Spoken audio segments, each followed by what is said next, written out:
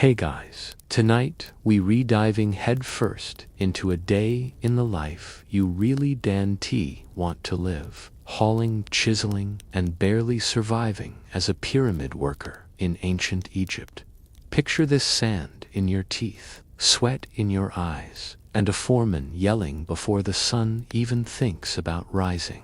This isn't some dreamy hieroglyph fantasy. You're about to be hurled into a dawn that starts with back pain and ends with more back pain. So, before you get comfortable, take a moment to like the video and subscribe, but only if you genuinely enjoy what I do here. And drop your location and local time in the comments. I love seeing where you retuning in from. Now, dim the lights, maybe turn on a fan for that soft background hum, and let's ease into tonight's journey together. Your eyes snap open to the sound of a wooden club slamming against a copper gong. It's still dark, but the sky above the worksite is starting to turn from black to bruised purple.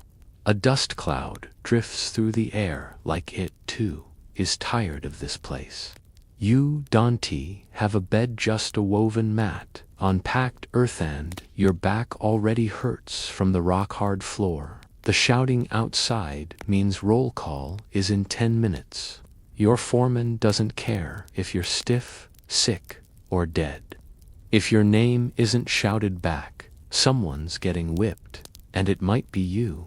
You scramble to your feet, limbs crackling like you're made of old papyrus scrolls. Your linen kilt is crusted with yesterday's sweat and sandstone, and your only footwear is long gone, worn out weeks ago. Most workers go barefoot anyway, toes already raw and dusty. Outside, the worker camp is already in motion. Mud brick huts squat like lazy animals under a wide Egyptian sky, and fellow workers shuffle out of them, yawning, stretching, and coughing. The smell is a blend of body odor, old beer, and sand. Lots of sand. Sand in your ears, your hair, between your teeth, and you haven't even left the camp yet. A wiry man named Senub, who sleeps 2 mats over from you, groans and mutters something about his hip locking up. He's been working on this pyramid since he was 15. He's now probably 30, maybe older. It's hard to tell. Everyone looks 50 by 25 out here. You stumble to the central square of the worker village.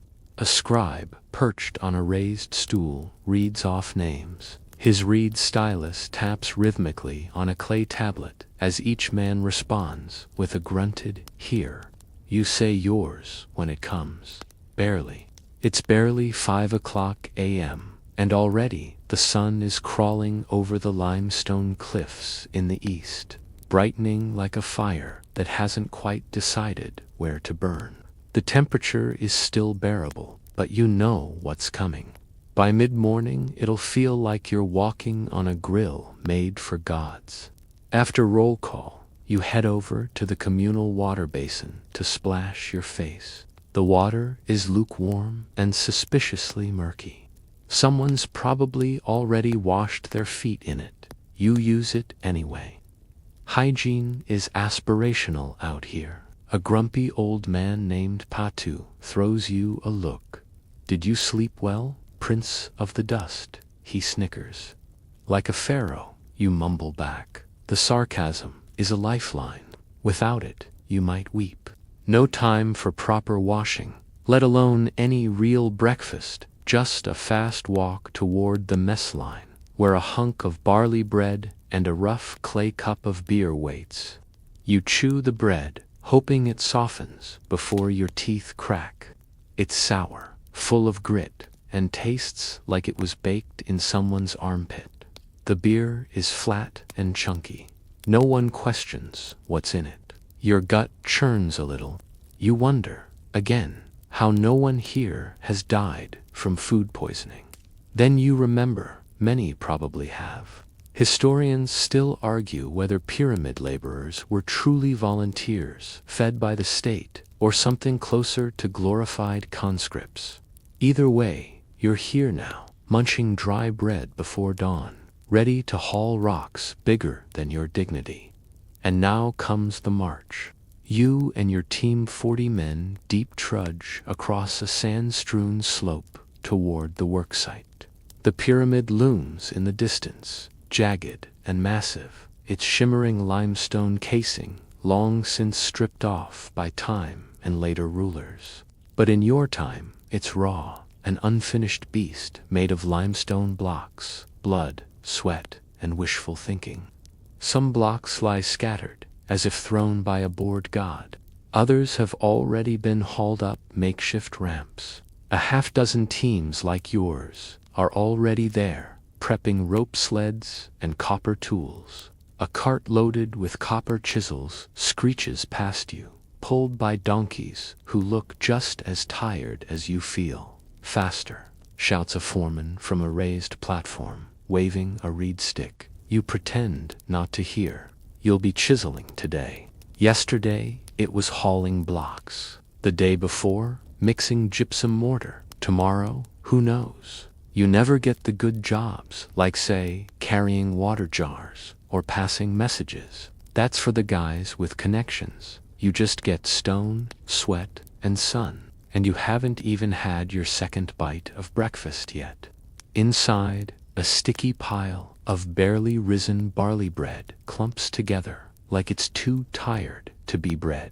A worker dips in and hands you a dense, sour-smelling wad about the size of your fist.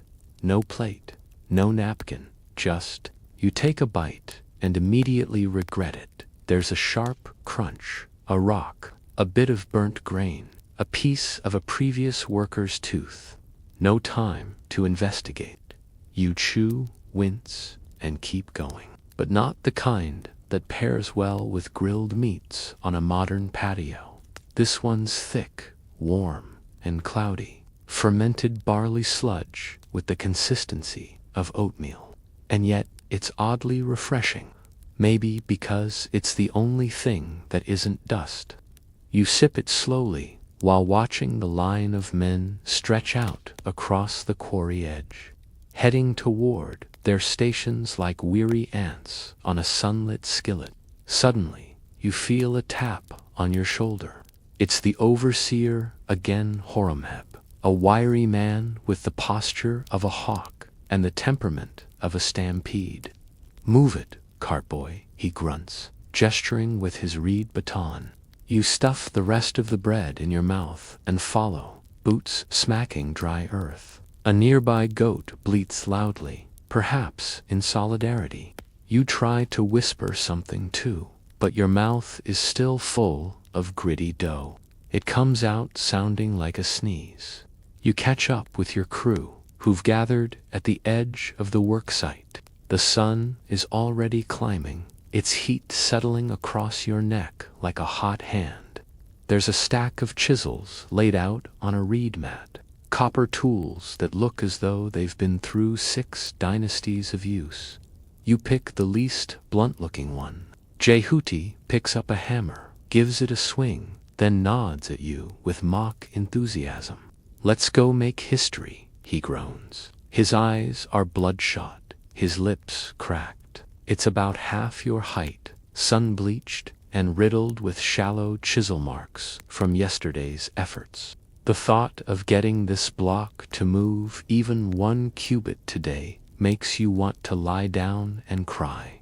But there's no time for that. You kneel in front of the rock, line up the chisel, and give it a few tentative whacks. Sparks don't fly, just little flakes of limestone. It's like trying to shave a mountain with a butter knife. Still, you fall into a rhythm. Tap, tap, shift, tap, tap, swear under your breath. The man to your left is singing, or maybe chanting. It's hard to tell. Some ancient workers believe rhythm makes the labor easier. Others believe singing keeps the spirits from haunting the stones. You'd rather haunt a cool pool of water, but spirits don't get choices. You take a break after half an hour, not because you're allowed, but because your arm has gone numb. You flex your fingers and glance down. There's a fresh blister already forming on your palm. Lovely. You spit into the dust and shake out your wrist, then get back to tapping. Overhead, the sun brightens into its full white fury. Shadows vanish, air shimmers. Somewhere, a foreman screams at a man for dropping a tool. It echoes across the stone like a divine judgment. You keep working. You wonder how many blocks are in this pyramid. Hundreds of thousands, millions. Historians estimate around 2.3 million for the Great Pyramid at Giza, give or take. You mentally do the math.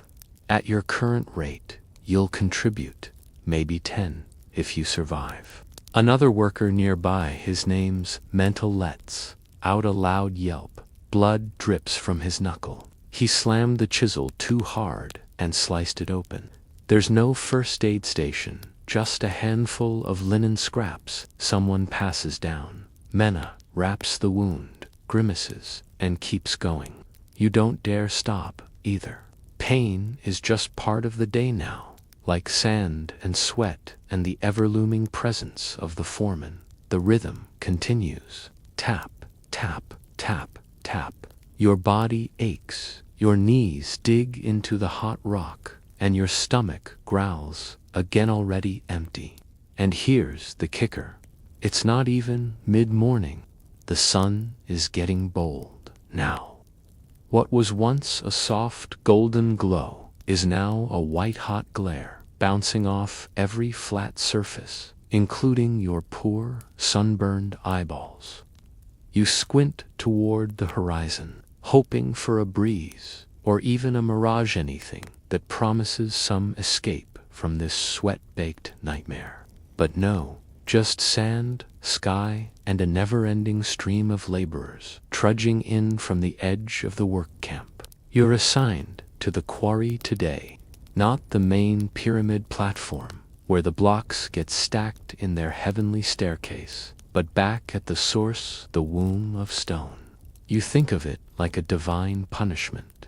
You cut the blocks, someone else gets the satisfaction of stacking them.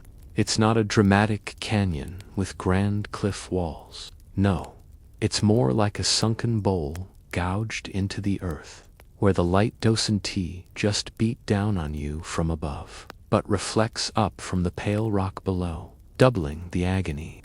Welcome to the Egyptian oven. The walk there is silent. No one wants to waste energy on words. Sand crunches beneath your feet. The only sounds are groans, coughs, and the occasional slap of a sandal that's too tired to cling properly to its owner's foot. You hear a man ahead of you mumble, "I miss the flood season." His companion grunts. No one misses the flood season, but compared to this, even wading through Nile mud feels tempting.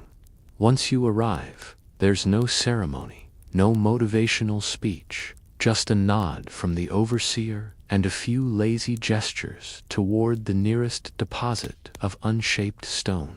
Your job, cut rectangular chunks from bedrock using copper tools that bend more than they bite. Just sun-drenched muscle, and whatever leftover prayers your grandmother muttered when you left your village 3 months ago. You pick up your chisel and hammer. The chisel is dented, and the handle feels like it's one splinter away from becoming firewood. It makes a dull thunk, not the clean ping you were hoping for. You try again. Dust puffs out. A chip flakes off. Progress, barely. You look over at the team leader. His name is Panezi, a barrel-chested man with arms like braided rope. He's been working here so long, he doesn't even squint anymore. "You're using the wrong angle," he mutters, without looking.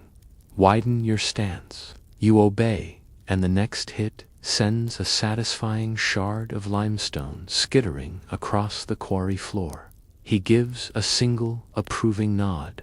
That's the most praise you'll get all week. The skilled workers get to cut the bigger blocks, which somehow earn more bread rations. The newer or weaker ones get the odd-sized leftovers, forced to chip and shape them into something vaguely rectangular. There are no blueprints, just barked orders and flailing arms. He blows his whistle, sharp and shrill. You flinch, your muscles locking up as if summoned by an ancient curse. It's not even meant for you, probably, but the sound alone is enough to shame you back into motion. But paid laborers, state, sponsored, decently fed, given days off for festivals. But as you kneel in a puddle of your own sweat, hammering at a rock that refuses to cooperate, decently treated feels like a stretch, a very dry, sandy stretch. Meanwhile, a camel walks past, led by a boy who looks no older than 12. The boy hums to himself, while the camel blinks lazily at you. You lock eyes with the animal for a moment, wondering which of you has the better life. The camel wins, no question. A moment later, something truly strange happens. A worker starts laughing. Not just chuckling laughing, full belly and all. It echoes off the quarry walls like a madman's hymn. You glance over. He's holding a rock shaped like a perfect square. Finally, he yells, raising it overhead like a prize. Everyone around him groans. He's going to be insufferable at dinner. These sleds, by the way, are another marvel/horror. Just wooden platforms dragged across the sand with ropes, sometimes greased with water, sometimes with animal fat. You're spared from hauling for now. Your job is cutting, shaping, sweating, rinse, repeat. By mid-morning, your arms tremble with each swing. Blisters burst and soak into the linen wraps around your hands. You're sure you've inhaled half a pound of dust, and yet the worst part is knowing there's still hours left. By now, the sun is high enough to steal the last scraps of shadow. Your eyelids are hot, your kneecaps radiate heat. Even the copper tools you reusing feel like they've just been pulled from a blacksmith's forge. You squint against the glare as you continue hammering at limestone that is clearly more stubborn than you are. Then it happens. Your chisel slips, your swing goes wide, and the mallet slams directly into your thumb. There's no scream, just a dull, gasping inhale as the pain races up your arm like a lightning bolt made of regret. You shake your hand and suck on the knuckle, checking if the nail is still attached. It is, but just barely. Congratulations, you're now bleeding into history. Of course, the overseer doesn't care. His name is Setapener, but most of the workers have nicknamed him the Vulture because of the way he circles around with that stupid reed whistle and stick. He perches on his stone platform like a smug statue, chewing on date pits and watching for slackers. His arms are crossed. His eyes miss nothing. He blows the whistle again, twice this time. You flinch. So does everyone else. That signal means inspect tools. You drop your mallet and chisel onto the ground and watch as a helper comes around with replacements, few lucky. Your new mallet is more splinter than handle, and the chisel looks like someone used it to open a sarcophagus. You try not to laugh. This is your reality now. Your livelihood depends on bent copper and sheer willpower. It's worth noting historians still argue over just how organized all this was. Some believe pyramid construction was a marvel of centralized logistics, teams, registers, inventories, rations, recorded on papyrus scrolls. Others suggest it was barely controlled chaos, with stone blocks moved through trial error, and yelling. As you clutch your warped chisel, the second version feels far more believable. You turn to your neighbor, a lanky guy named Wee, who smells perpetually of crushed onions and has the sun-scorched look of someone who gave up on life around sunrise. Bet this chisel used to be a spoon, he mumbles. You snort. Laughter is rare, precious. Pain still throbs in your thumb, but at least it didn't fall off yet. Back to work. You resume the ritual: position, swing, chip. Occasionally, you pause to squint up at the pyramid itself, that jagged beast on the horizon. It still looks impossibly far away and impossibly tall. The lower levels are already stacked, each block perfectly aligned. You know you're supposed to be proud of building something eternal, but all you feel is small, sweaty, and a little dizzy. Your tool slips again this time, just missing your foot. You suck in a breath and sit back on your heels. That earns you a glare from Setapenor. His whistle hovers in his lips like a vulture's talon. You quickly lean back over your rock and hammer twice to make it look like you read deep in the rhythm. Crisis averted. A group of younger workers stumbles by, dragging a loaded sled of finished blocks.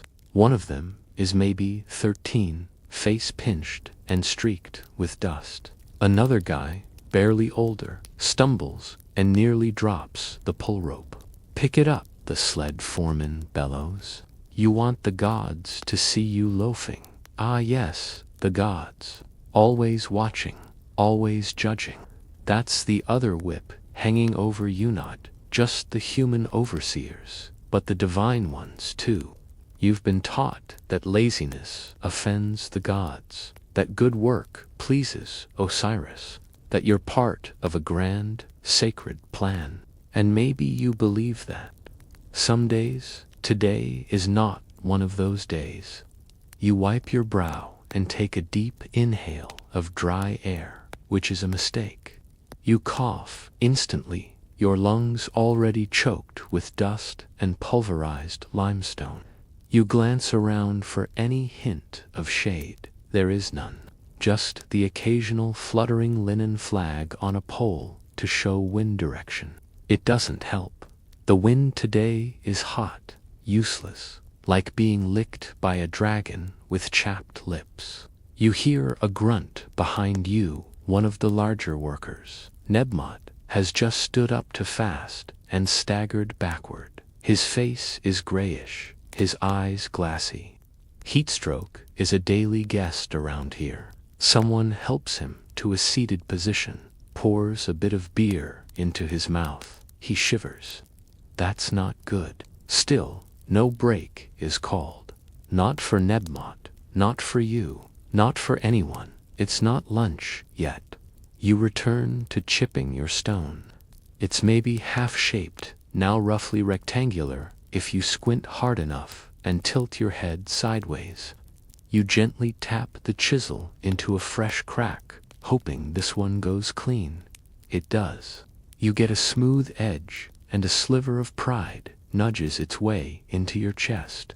You sit back for a breath not too long and watch as a pair of oxen pull an empty sled toward the finished stone pile. One of the animals pauses to sneeze dramatically, spraying dust in every direction. Even the livestock are sick of this place.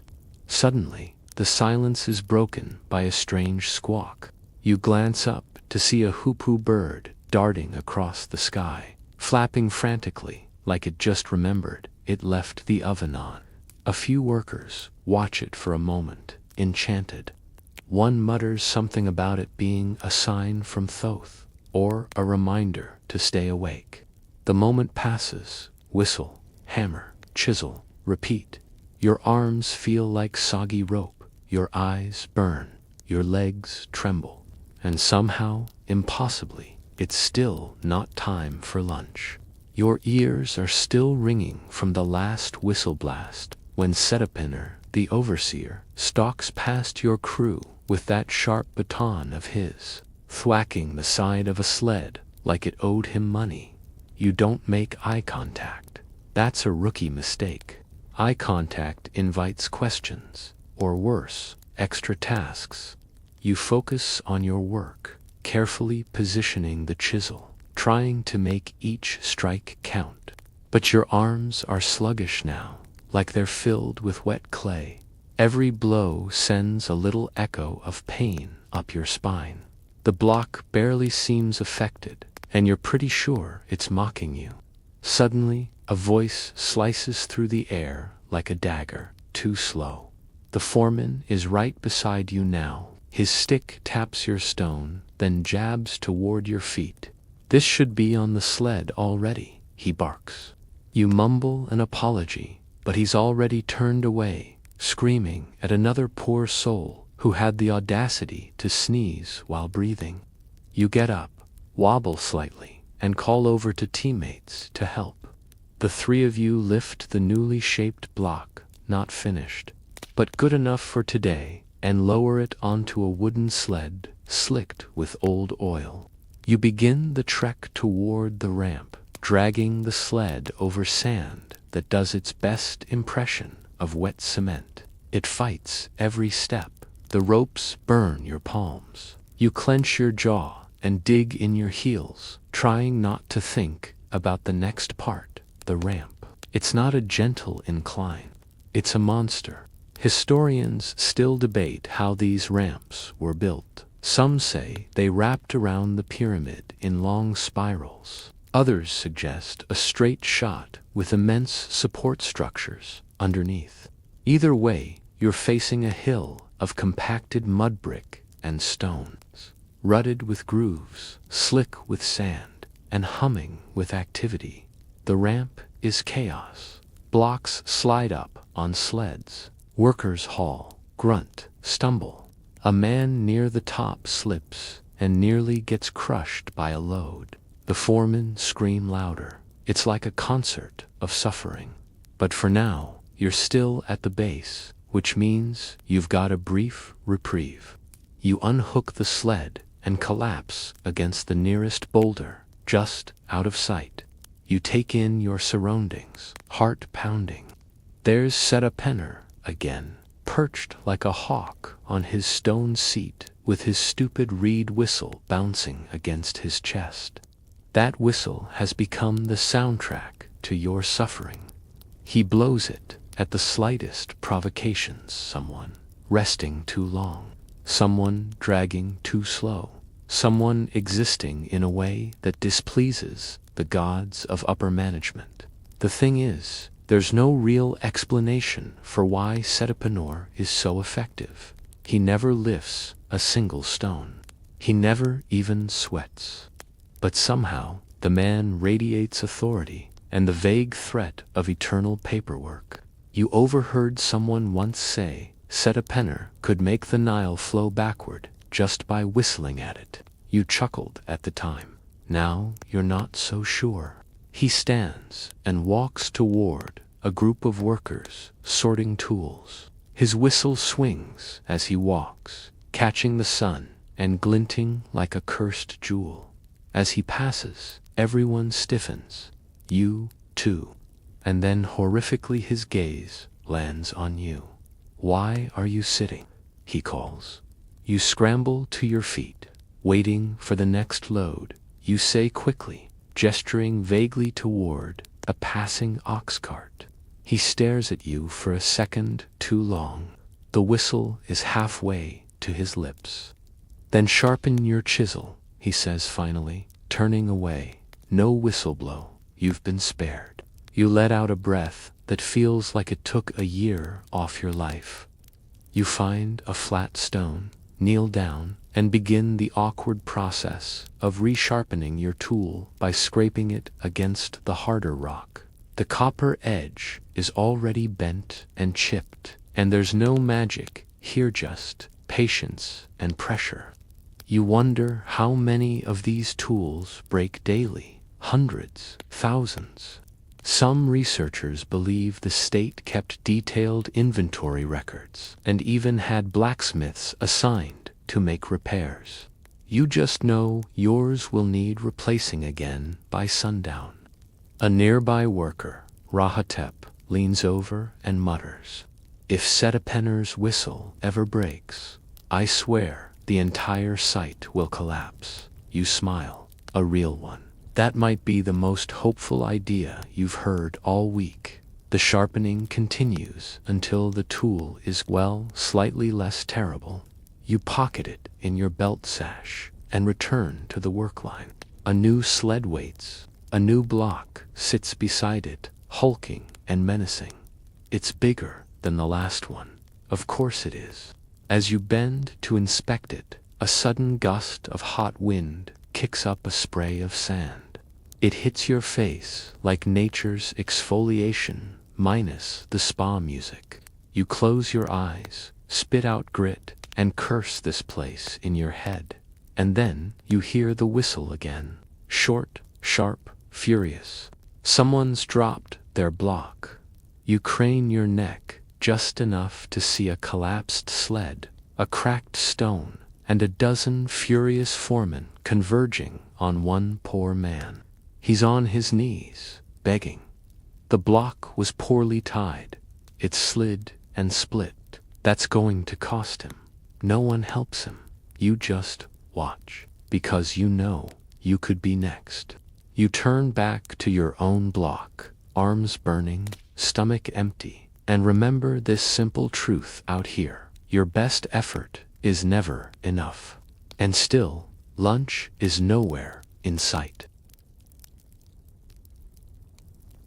The sun is now directly overhead, pressing down on you like a stone lid on a coffin. Your linen wrap clings to your back, soaked in sweat and dust. The ground radiates heat. Even your shadow looks exhausted, smaller somehow, like it gave up and curled into a ball. This is the moment the morning truly begins to collapse into madness. You glance at the limestone block you've just helped position onto the sled. It's massive, angry, and smug. You can almost hear it laughing as you and two others grab the ropes again, lean back, and begin dragging it toward the work ramp. The sled shrieks against the sand, protesting every inch of progress. The muscles in your arms are screaming louder. "Keep it moving," someone yells behind you. Probably Setapenner again, or maybe a lesser foreman trying out his intimidation voice. Hard to tell when your ears are full of your own pulse. The ramp awaits. You dig in your heels, sand slipping beneath your feet, the block tugging back like it's tied to the underworld. Step by agonizing step, you begin the climb. The rope burns into your palms. Your back curves under the strain. You think about the beer ration waiting at the top knot because it's refreshing, but because it'll be warm and vaguely nourishing, like soup, if soup were bad. Halfway up, someone trips. Not you, thankfully, but the worker behind you. The sled jerks to the side, and for one sickening moment, it looks like the block might tip. You all freeze, breaths caught in collective horror, but it settles barely. The man who fell scrambles to his feet, limping slightly, but waving off concern. His pride hurts more than his ankle. You reach the top and lower the block next to a half-assembled platform. It lands with a deep, stomach-jolting thunk. The sound of success, supposedly, and then silence. For just a breath, you hear nothing. No hammers, no shouting, just the flutter of a linen canopy above the scribe's tent and the buzz of a desert fly circling your head. It's like time has cracked. Then the whistle blows again, twice short, shrill. That's the signal for midday ledger. You groan. Yes, even now, even here, bureaucracy finds you. Before you get even a whiff of rest or food, You're herded toward the scribe's tent. He's seated on a low stool, shaded, of course, from the inferno that is the outside world. His writing board rests on his lap, and his stylus dances across a strip of papyrus like it's a summer breeze, not a war journal of pain and stone. He looks up at you over his palette. Name. You say it. Your real one, not the nickname the others call you. Cracked tooth. That one came from biting into a rock-filled bread roll on your first week. Block count, he asks. 2, you mutter. He frowns. Just 2. You try to explain sizing issues, a jammed sled, a blister that popped halfway up the ramp, but he's already writing. You glimpse the symbol for lazy on the sheet. Great. That'll stick to your record like papyrus glue. Historians believe these scribes were more than just accountants. They tracked everything: output, food rations, injuries. Some even think their logs help determine whether a worker's family received their grain allotment back home, meaning that little frown just cost your cousin dinner. You shuffle away, teeth clenched. And just when you think your dignity has hit rock bottom, Setapanor strolls by and claps a hand on your shoulder. Next block, better be quicker, he says, with a grin that doesn't reach his eyes. You nod, not trusting your voice. If you open your mouth, something regrettable might come out. You head toward the break. Area not. That break means rest. It just means a spot where the shade is slightly thicker and the foreman yells slightly less. You collapse under a tarp made of stitched-together goat hide and fraying linen. The bench is just a stone slab, still warm from the morning sun. A young worker, barely 15, offers you a small bowl of dates. You take one, grateful. It's dry, chewy, and full of pits, but it's food. You chew slowly, trying not to finish it too fast. There's a communal water jar nearby, and you take a careful sip. It's warm, slightly bitter, but your body thanks you anyway. Then comes a rare moment of strange entertainment. A priest shows up. No one knows his name. He just appears, sometimes in his white linen robe and shaved head, carrying a bundle of herbs and a small, smoldering incense burner. He walks along the perimeter of the worksite, chanting softly, scattering sacred smoke in front of the blocks. It's meant to purify them or protect them, or maybe both.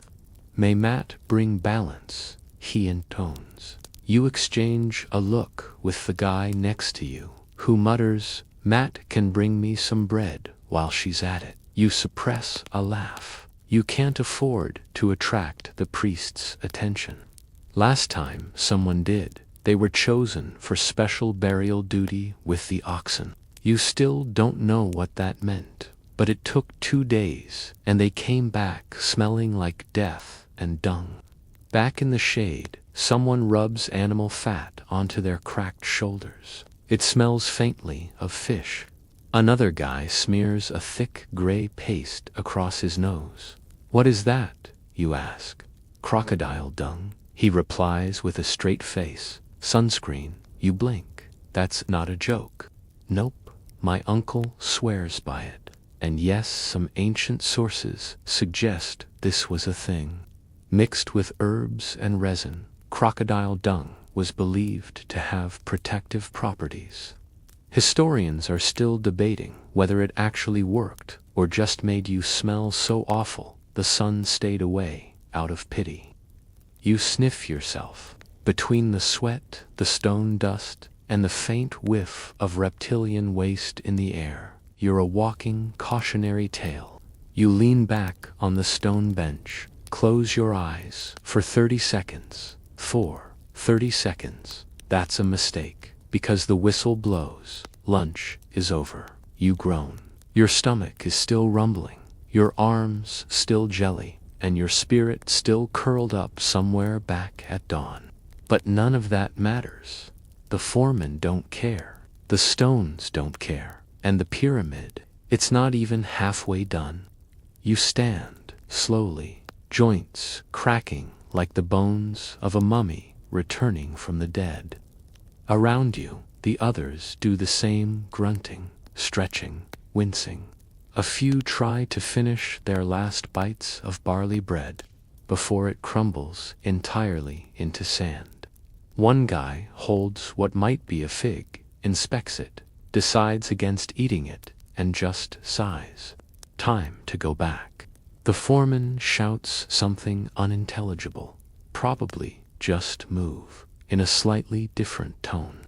You don't need the translation. The entire group lumbers back toward the blocks. The sun, meanwhile, is showing off. If earlier it was a furnace, now it's the angry eye of Ra himself, staring directly into your skull and daring you to complain. Your next assignment is new and terrible: sand hauling. At first you think this means shoveling sand, which is bad enough, but Nozier moving piles of powdered limestone back down to the mortaring area, where it will be mixed with gypsum and water to form the glue of eternity. It's the consistency of flour, but angry. It clings to your skin, gets into your nose, and turns your sweat into paste. You're handed a woven basket and pointed toward a mound of crushed limestone. Fill it, carry it, dump it, repeat, says the supervisor, until the sun begs for mercy. You nod, but internally, your body lets out a small scream. You scoop the powder into your basket, then lift it carefully to your shoulder. You take your first step. Instantly, your knees regret your life choices. The basket isn't just heavy, it's unstable. Every step shakes loose some of the powder, which swirls around your face in a choking white cloud. You try not to inhale. You fail. By the time you reach the drop site, you're covered head to toe in chalky dust. You look like a breaded version of yourself. Someone sneezes beside you and creates a puff of white mist so thick it nearly obscures a passing ox. As you dump the load, a strange thing happens. A woman walks by. She is not part of the hauling team. She's with the small group assigned to food prep and laundry. She's carrying a pot of water balanced perfectly on her shoulder. You catch a glimpse of her face, calm and unreadable, before she vanishes behind a row of workers. You'd almost forgotten women were here.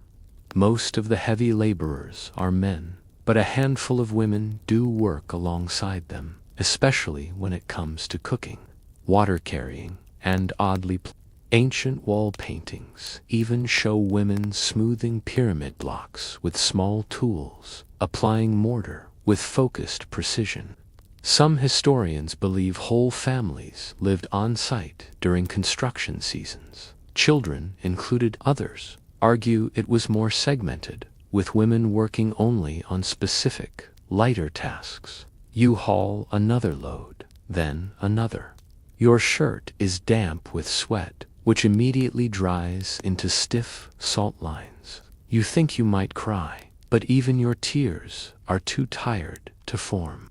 After the fifth load, your foot catches on a discarded rope and you stumble. The basket spills across the sand in a sad, puffing explosion. You freeze, eyes darting to see if anyone saw. Setapenner, the whistle emperor himself, is strolling by like he's taking a casual walk through a garden of misery. He stops, raises one eyebrow, and lets the silence stretch. You brace for impact, but instead of shouting,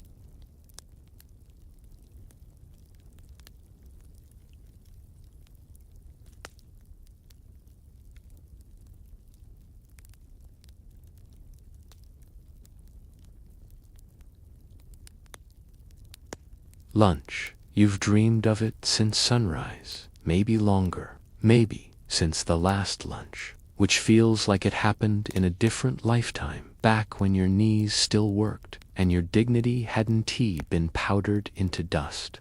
The midday bell rings again, this time softer, like a lullaby for the overworked. Workers peel away from the quarry, the ramps, the hauling trails, and shuffle in loose columns toward the eating area. It's not a dining hall. It's a half-covered pit with stone benches and piles of shared bowls. Shade is patchy. Sand is everywhere. You lower yourself onto one of the flatter rocks with a sigh that escapes your mouth before you can stop it. A runner may be 13, skin browned and sun-creased like old papyrus basses, out small servings. Bread again, of course. But it's been soaked this time in a garlic onion broth, giving it a bit of flavor and the illusion of softness.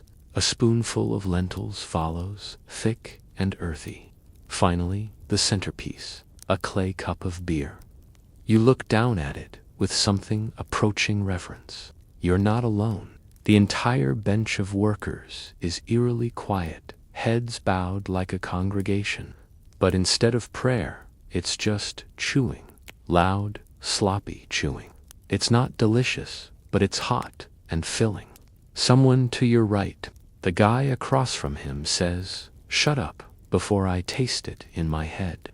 Everyone chuckles weakly, but it counts. Historians believe pyramid laborers were fed relatively well compared to peasants. The state had a vested interest in keeping you alive, barely. Bread, beer, onions, garlic, maybe a few dates. Meat, only if an ox dropped dead of natural causes, or if a noble took pity on your camp. Rumors still swirl about a feast during a pharaoh's birthday where someone claims they ate goose. No one believes him. You finish your lentils and wash them down with beer. It tastes stronger now, slightly fizzy, probably halfway to vinegar. You wonder how many batches they have to brew daily just to keep the workforce standing. One ancient record mentions 40,000 loaves and jugs of beer delivered to pyramid builders in a week. You believe it. You'd drown in beer before you die of thirst. A faint breeze kicks up. Dust flutters over your food, but you keep eating anyway. The only seasoning you can count on is sand. Lunch only lasts about 15 minutes, which is, somehow, both too long and not nearly enough. You try to relax, but you're hyper-aware of the foremen watching from their shaded platforms. Setapanor leans on a pillar, arms crossed, eyes scanning for anyone who looks too comfortable. And then there's the scribe again. He glides between groups like a cat with a clipboard, jotting notes, checking rations. You see him approach a trio of younger workers who are laughing too hard over a game involving pebbles and a knotted string. "Name?" he asks, and they fall instantly silent. You duck your head, chew your last bite, and hope he walks the other way. He does, and your shoulders uncoil an inch. The man next to you burps. It smells like onions and fear. Then, without warning, a shout from the northern edge of camp. "Snake." You leap to your feet instinctively, even as your legs protest the very idea of movement.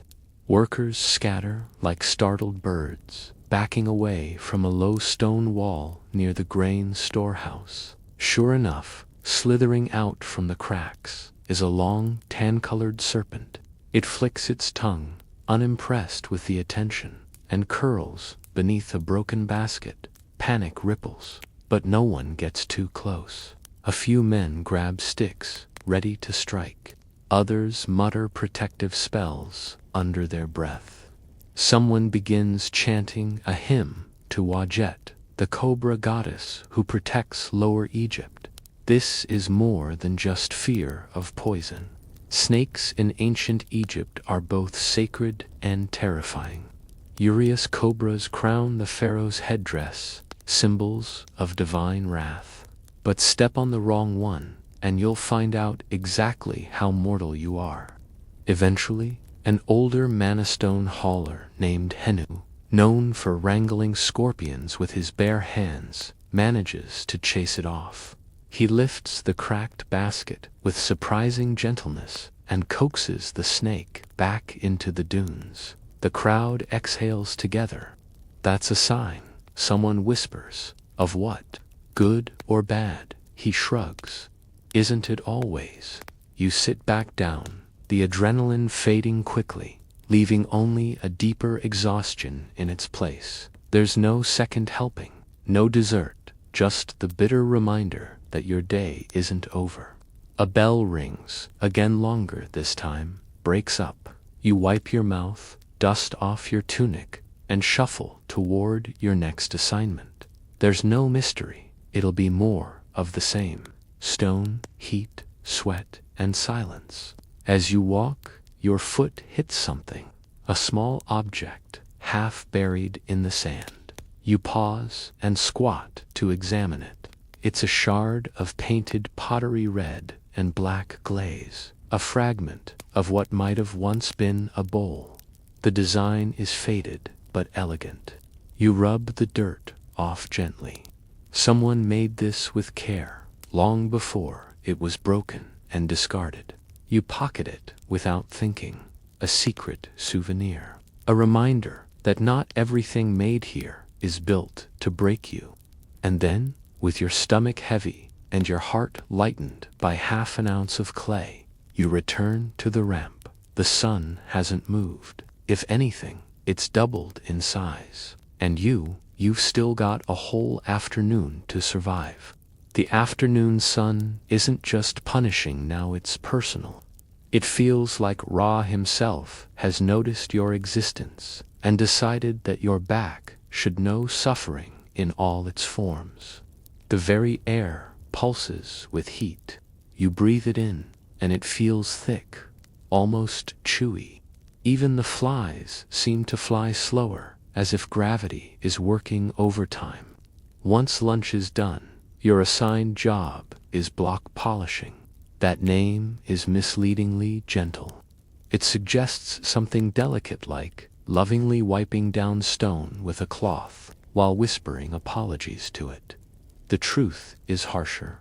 You're kneeling again in the unforgiving ground, scraping the face of coarse limestone using a slurry of water, grit, and brute force, trying to level it enough for the smooth white stones that'll come later.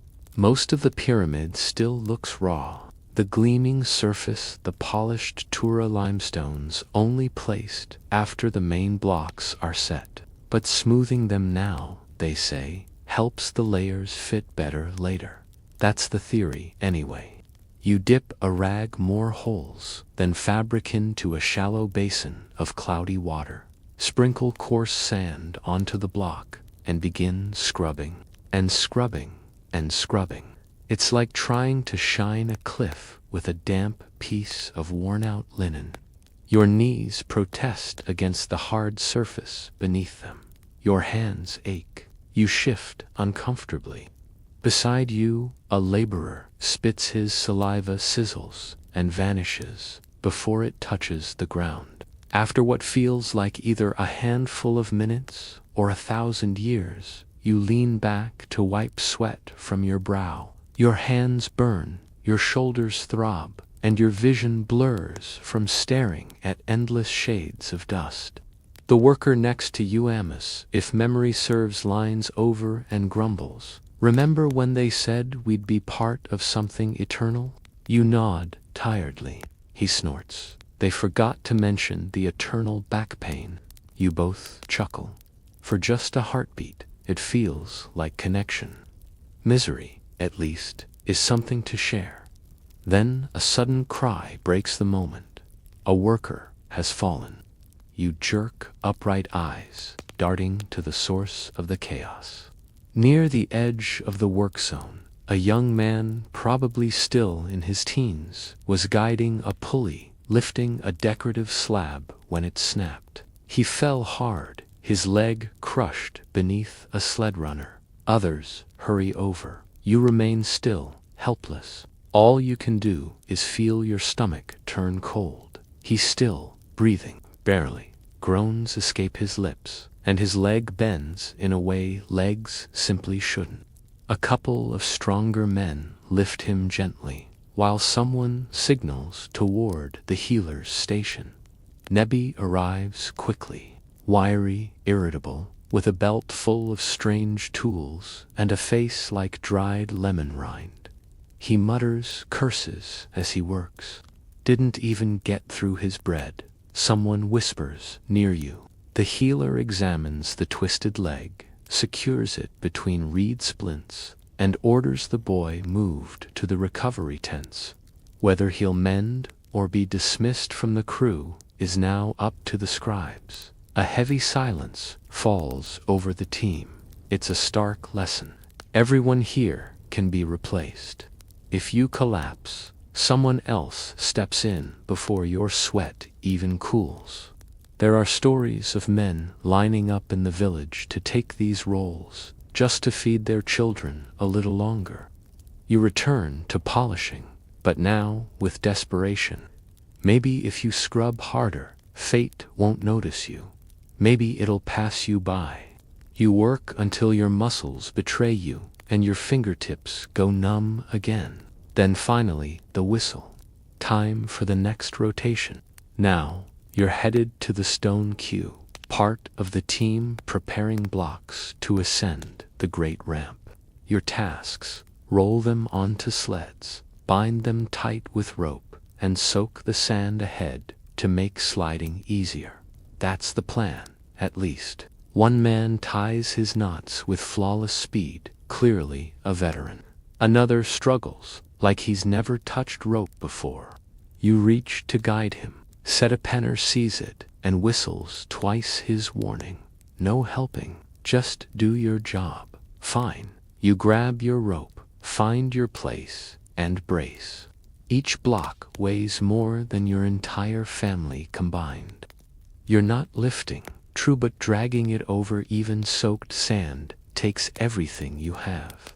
Your knees tremble, breaths come sharp, your heart races, and the block, it barely shifts. Pull again. The overseer barks.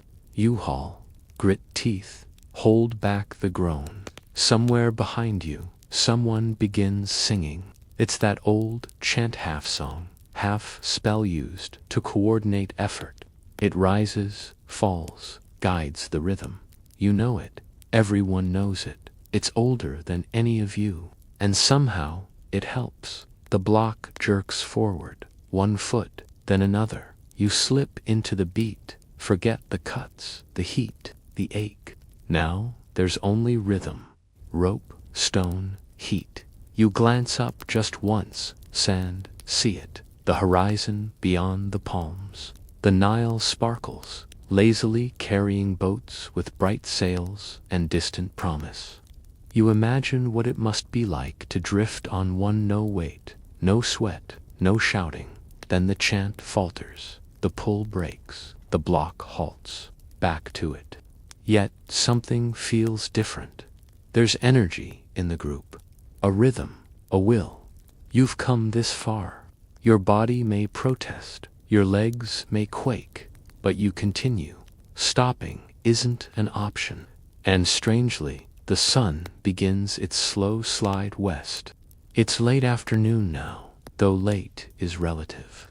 Out here, the day doesn't end until the overseer says it does, or until your body folds in on itself like an old reed basket. But still, the angle of the sun has shifted. The shadows grow longer. The air is fractionally less molten. And you can just barely feel it, the turning point, the slow, creaking descent toward dusk. You're not out of the oven yet, but someone turned the heat down from obliterate to roast. Right now, you're on hauling duty again. You brace yourself behind a newly loaded sled and begin pushing as a crew of 6 others pulls. The sand beneath your feet is slick with water and old oil intended to make things smoother, but really just giving you more opportunities to slip, fall, and develop new respect for your tailbone. Your hands sting with every jolt of the rope. Your toes curl inside worn sandals that stopped being useful sometime last week. One guy next to you starts humming again that same chant from earlier. You pick it up, and so do the others. Even the foreman lets it go, maybe recognizing that rhythm equals results. As you round the base of the pyramid, you spot something unusual. A group of scribes and noblemen, well dressed, clean, wearing smug expressions, are observing from an elevated platform near the worksite. One has a golden sash. Another carries a carved ivory staff. They don't speak to the workers, just watch. Occasionally, they point. One of them laughs at something. You grip the rope tighter. This kind of inspection isn't rare. The nobles like to observe their human pyramids in motion, proof that their taxes and political favors are yielding something eternal. Historians argue whether these visits were ceremonial or supervisory.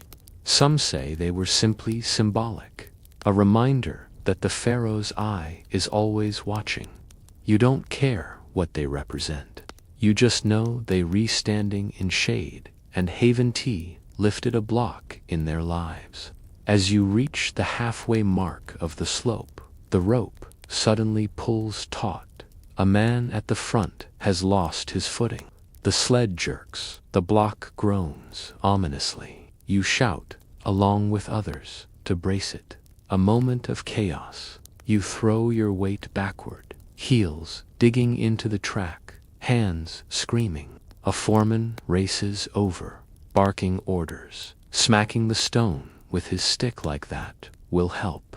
For a breathless second, the entire thing teeters. Then it settles. The block wobbles into place. The tension breaks. Everyone stumbles. One guy actually collapses flat on his back and doesn't get up for a solid minute. The nobles, of course, are unmoved. You continue the climb. Once the block is delivered to the correct row, you drop to your knees and let your arms dangle uselessly at your sides. Your shoulders feel disconnected. Your palms are raw. Your lips are cracked. You'd trade your only sandal for a single cube of shade. And then, a miracle.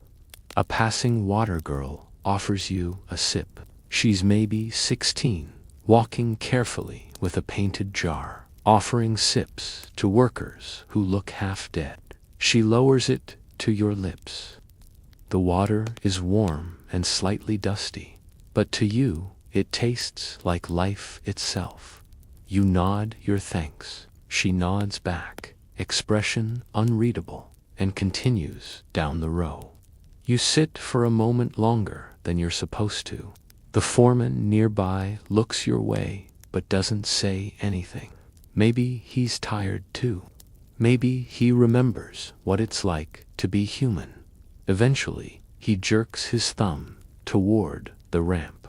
Time to go back down. You trudge down the slope, joints creaking.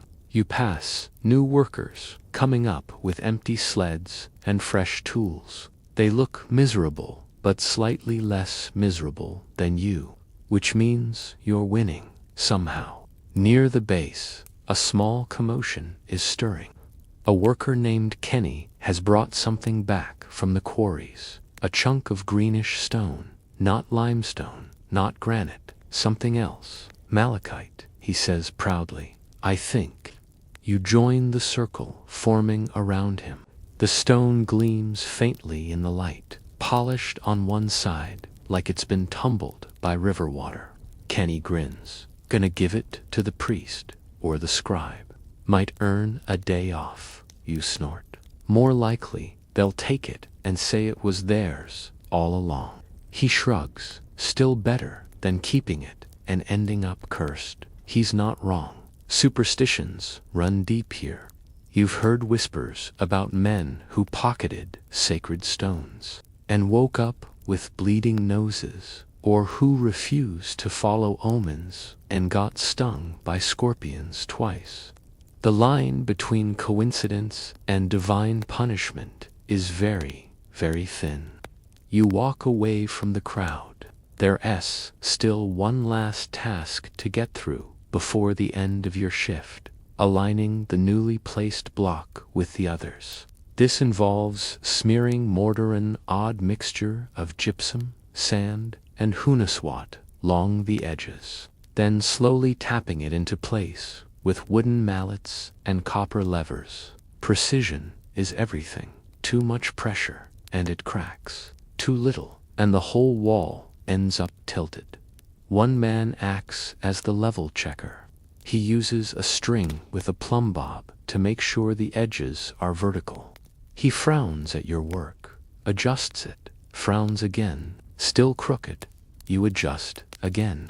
At this point, the block could be leaning like a drunken goat, and you wouldn't care, but you pretend to try harder. Finally, he nods. Better, it's not, but it's good enough. You slump against the side of the stone and let your head fall back. The sky above you is beginning to shift. Less fire, more gold. The clouds turn pink. A breeze wanders through, an actual breeze, not just air that's hotter than your breath. Someone begins singing again, this time a slower song, a lullaby, maybe, or a funeral chant. It's hard to tell in this light. You close your eyes for a second and whisper the same thought everyone else here has had at least once. Please let the sun go down faster. There's a moment just before sunset when everything pauses.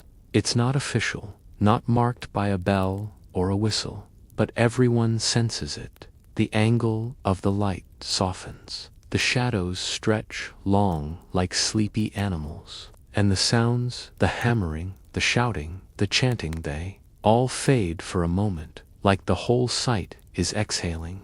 You savor it, kneeling beside a block that still radiates the heat it absorbed all day. Your hands rest on your knees, palms up, fingers twitching involuntarily. You're too tired to sit, too stiff to stand, and too wary to look like you're doing nothing, because Set-a-Pinner is still out there.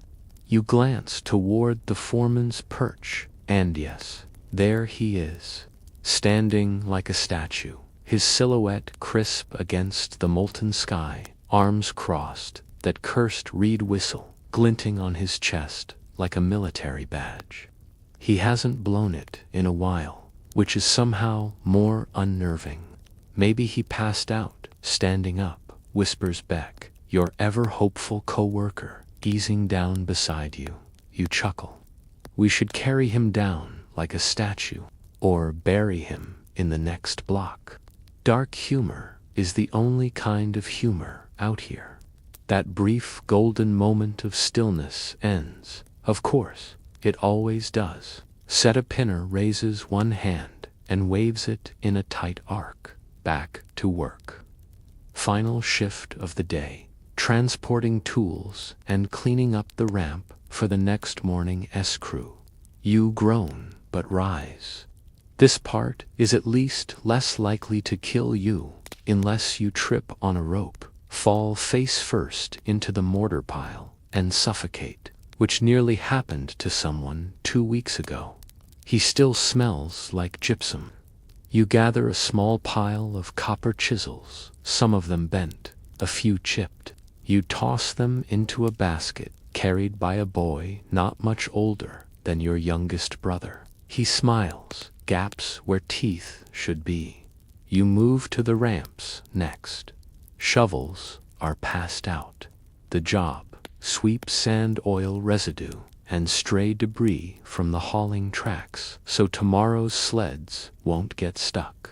It sounds simple until you remember that every stone of this ramp is uneven, sun-baked, and sharp enough to split your sandals. You scrape, you sweep, you collect. Somewhere in the distance, Drums begin to sound low and slow, not a warning, a signal. The ferry barges from the quarry across the Nile are arriving. You don't even look up. You know the rhythm by heart now. 4 beats, pause, 3 beats. Another load of limestone. Another 100 blocks waiting to be shaped, hauled, cursed at, and worshipped. Historians still argue whether these barges arrived daily or weekly, and how much was sourced locally versus upriver. You don't care. You just know that the more they bring, the more you'll have to move. You rethinking of pretending to tie your sandal so you can sit for another 30 seconds when a priest walks past, murmuring a prayer over a fresh blood stain on the ramp. Probably from that kid who cut his palm earlier. The priest dips a reed brush into a pot of ochre and marks a symbol on the stone beside the blood. It's shaped like a looping feather. Matt Beck says, beside you, balance. You nod. You don't feel very balanced.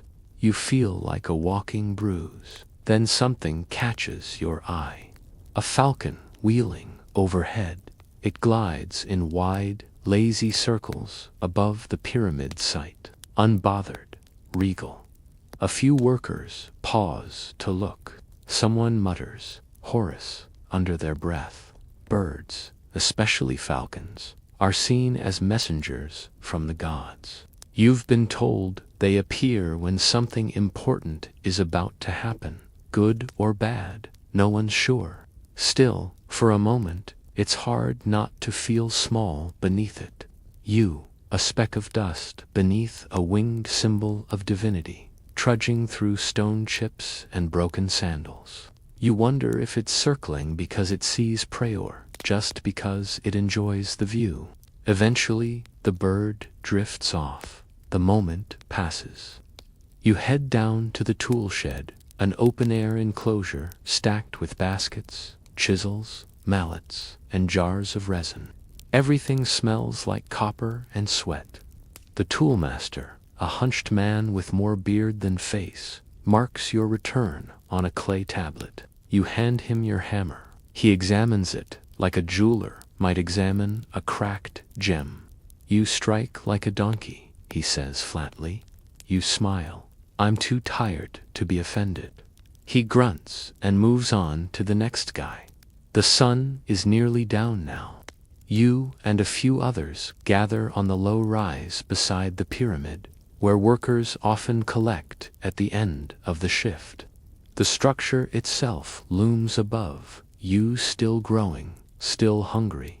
Its shadow stretches out like a tongue. No one says much. You just sit, side by side, watching the day retreat. One man begins humming softly. Not a chant, not a song, just a tune from some village far from here. You close your eyes, let it sink into your bones, and then the final whistle, a single, long note that rolls over the sand like thunder. Not a command this time, a blessing, the end of the shift. A slow shuffle begins as workers disperse. Some head for the campfires, others to the healer's tent. Limping and bleeding. You follow the path to the sleeping quarters of the roofed mud brick barracks, lined with reed mats and thin cushions that might once have been soft. On the way, you pass a scribe, engraving something into a limestone tablet. You catch a few words. Work continues. 20 blocks placed today. 1 injury. Weather clear. You smile bitterly. That's what your day becomes, one line in a stone journal no one will read. You find your spot. It's not much, just a strip of mat beside a dusty wall, but it's yours. You sit down, stretch your legs, and try not to think about tomorrow. Because tomorrow the sun will rise again, and so will you. Night doesn't fall in the desert, glides in slowly, like a thief who knows exactly where the valuables are hidden. The temperature begins its retreat. The once scorching air turns gentle. You feel it brushing your skin like a mother cooling a fevered child. You lie flat on your reed mat in the communal sleeping quarters, limbs splayed, breath shallow. Every joint has registered its complaint. Your wrists buzz, your back is pulsing, even your fingernails ache. You're not sure how that's possible, but here we are. Someone nearby groans softly. Another man mutters prayers to Peta, god of craftsmen, asking for better luck tomorrow. You would pray, too, if you had the strength. Instead, you just lie still, eyes on the thatched roof above. There's a gap in the corner where you can see a sliver of night sky. Stars peek through, faint but steady. The moon hasn't risen yet. Dinner will come soon. Yes, dinner, because lunch wasn't the end of food. There's a final meal, lighter than the midday break, but still essential. Without it, you'd wake up halfway through the night with your stomach trying to digest your spine. You sit up slowly. The room smells of sweat, crushed reed, and a faint trace of cooked lentils. The cooks use communal fires just outside. You follow the others out. The sky is now deep blue, and the first true chill kisses your arms. You shiver, but it's a welcome change.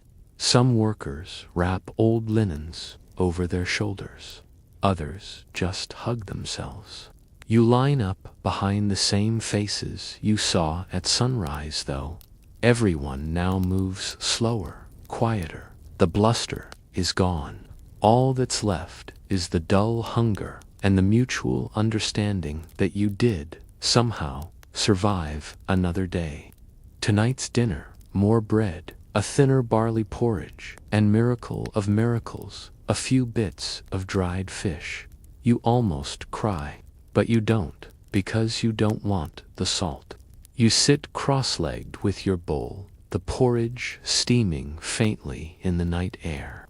You eat slowly, savoring each bite, even the gritty ones. A beetle crawls by your foot. You flick it away gently. No energy for violence. Then, conversation low murmured, as though speaking louder might break something sacred. Beck, seated beside you again, speaks first. You hear what the priest said. You shake your head. He told the foreman that someone found a carved scarab near the west ramp, said it was a sign. You raise an eyebrow. Of what? Beck shrugs. Rebirth, protection. Depends on which god you ask. You chew slowly. Or maybe someone just dropped it. He grins. Careful. That's how curses start. You glance toward the pyramid. In the moonlight, it glows faintly, almost silver. Massive, silent, looming, and yet ... still incomplete. Always incomplete. Do you think it'll ever be finished? You ask. Beck nods. Of course, even with all of us broken. He chuckles. A dry sound. That's the only way things get finished. Bit by bit. Blood by drop. It's not exactly comforting, but it feels true. You finish your meal and return your bowl. Then, without ceremony, you return to your mat. Some workers are already snoring. One man hums quietly to himself, a lullaby from his village. Another traces something into the dirt beside his bed. Maybe a name, maybe a spell, maybe just doodles to keep his sanity. You lie back down. The mat is rough, but familiar. You fold your arms across your chest like a wrapped mummy and close your eyes. Your mind drifts. You think of home, your village by the reeds, your little brother chasing frogs, your mother baking flatbread. You haven't been back in months, but maybe this week you'll earn enough to send a package or a letter, or at least news. You think of the pyramid, of how it will rise long after you're gone, of how people will one day marvel at it, They'll never know your name, and still you return tomorrow, because something deep within you, deeper than your blisters and your sore spine, wants this to mean something. A breeze slips through the room. The last candle flickers out. You let your eyelids fall. The sand will still be hot tomorrow. The stones will still be heavy. But for now, you sleep. Sleep doesn't last long in a laborer's life, not the deep kind anyway. You dream, if you can call it that, of hauling stone that turns into a crocodile, of Setapinor's whistle turning into a wasp inside your ear, and of falling off the pyramid, again and again and again. Then the first drum beat sounds, not a cruel noise, really. It's low and slow, meant to wake you gently. But your body interprets it as a threat anyway. You jolt awake with the confusion of someone not sure whether they re in a bed or a tomb. Your eyes open to darkness, just beginning to lift. The sun's still hiding behind the horizon, but the camp is already stirring. Someone groans nearby. Someone else coughs hard, retching once into a bucket, and then mutters, still alive, like it's a punchline. You roll over, stretching your arms and immediately regretting it. The ache in your shoulders feels like punishment for dreaming. Your first task is simple, in theory. Morning prep. You and a dozen others shuffle outside to gather tools, roll carts back into place, refill water jugs, and prep the stone path for the first haul of the day. It's the same routine every morning, a kind of ritual.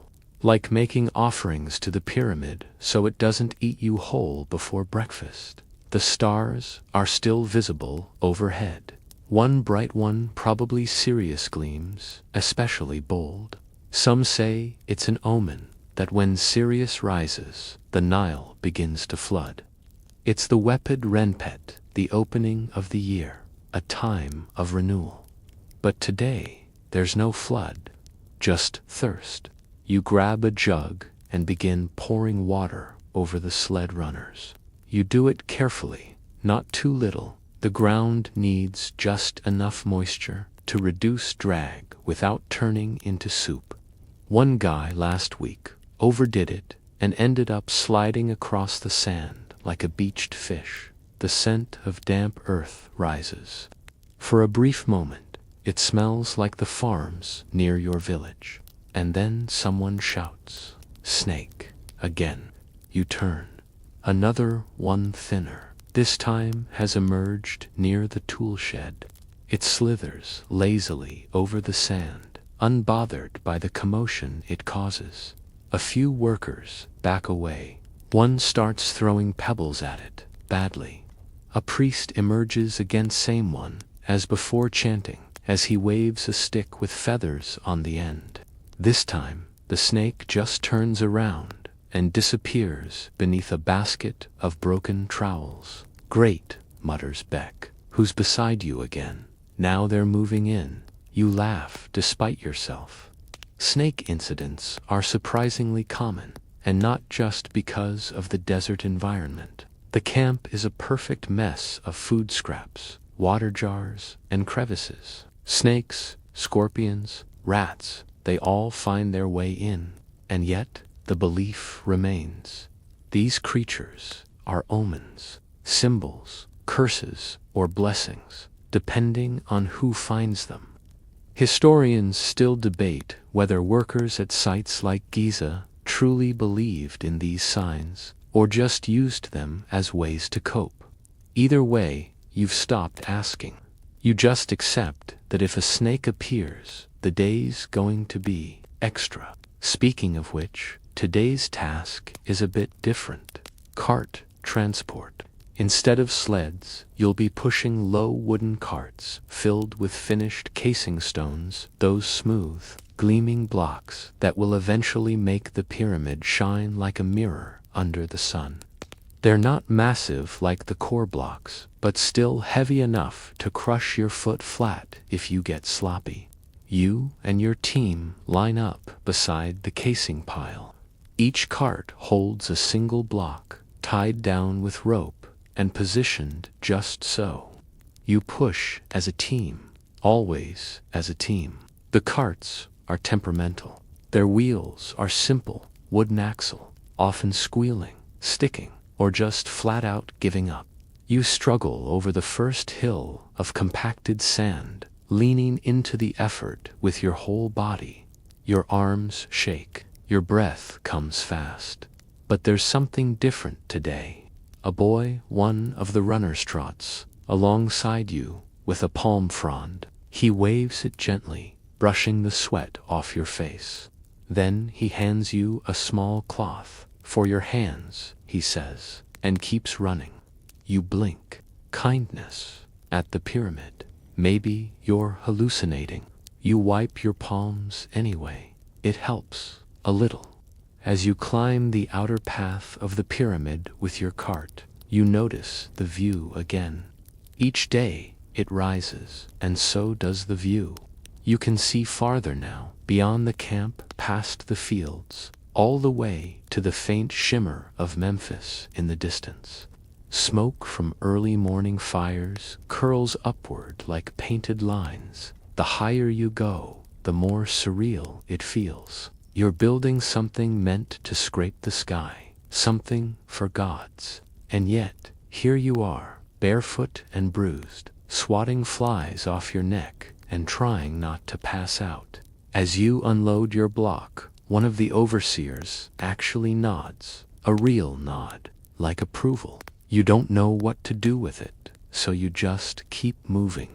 Back down the ramp, back to the base, where another cart waits. And as you pass the halfway point, a passing worker whistles a tune you haven't heard in years, a lullaby from your childhood. You don't know his name, he doesn't know yours, but you smile, because even here, in this pit of sweat and stone, someone remembers the same melody. The sun is higher now, and so are you. After several more cart runs each, one somehow heavier than the last, you've finally been reassigned to the upper scaffolding crew, which sounds important, maybe even a little prestigious, until you realize what it actually means. Balancing on wooden planks, hundreds of feet above the desert floor, holding a mallet in one hand and your own panic in the other. There's no harness, no ropes, just dusty sandals and a prayer to any god that still has patience for pyramid workers.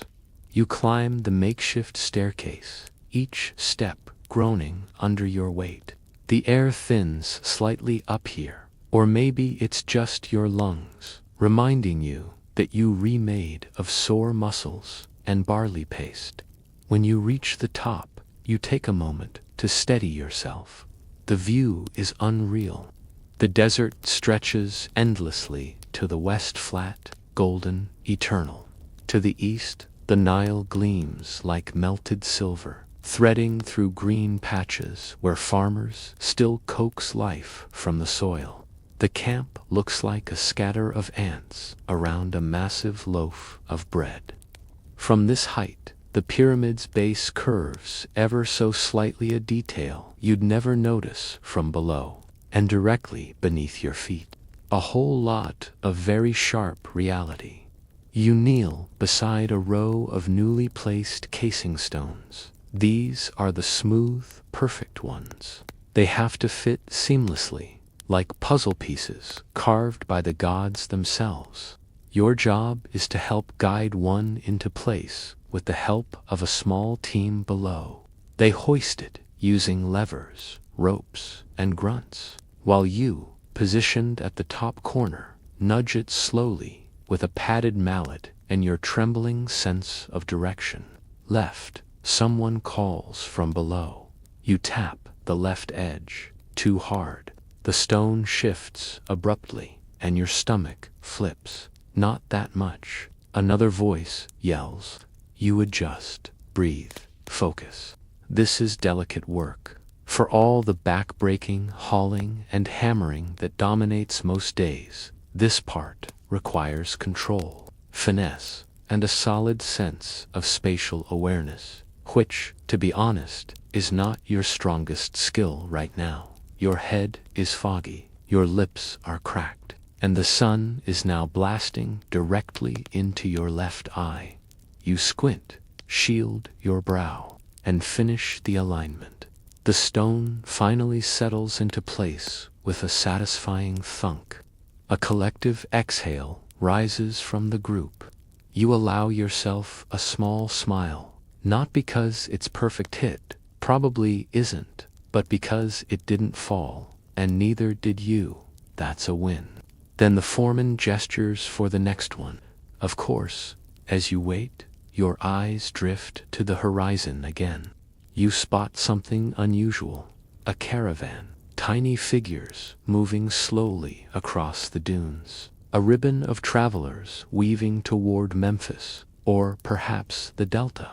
They look so peaceful from here, unhurried, free. You wonder what it would be like to leave all this behind, to simply walk until the pyramid is a dot, until the dust on your skin is someone else's problem. But you don't walk. You tap the next block, and you remember what the scribe said the other day. Your hands will be history, even if your name is not. It sounded poetic at the time. Now it just sounds like something you say to make pain feel noble. As the day wears on, your body adjusts barely. You find a rhythm.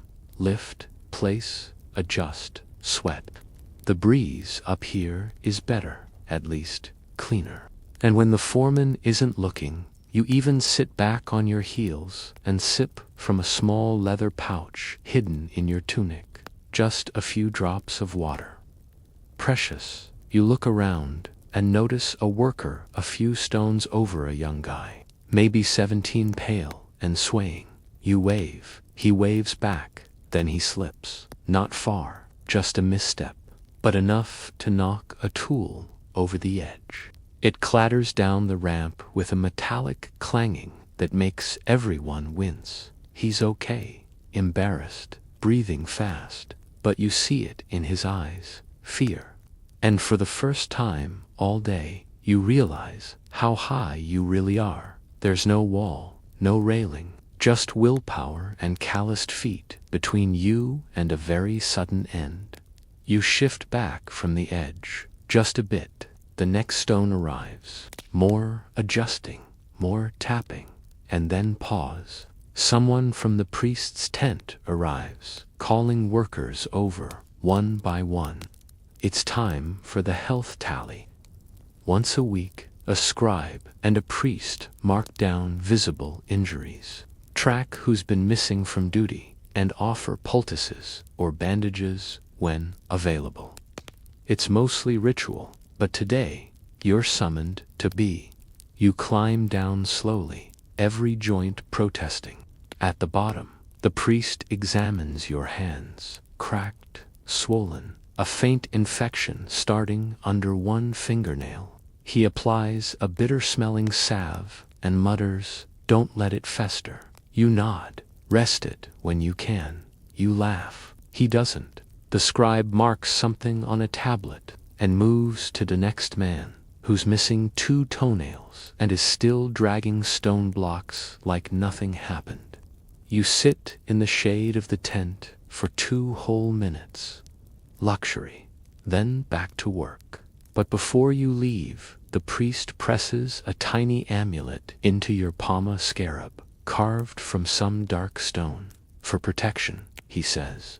You stare at it. You almost say, against what? The blocks or the gods? But you just nod and tuck it into your pouch. Because sometimes belief is the only medicine you've got.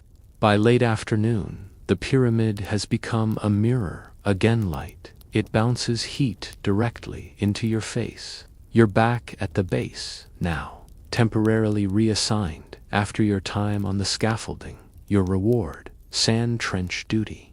Sand trench duty is not glamorous. It's where broken tools, splintered sled rails, and clumps of failed mortar go to die.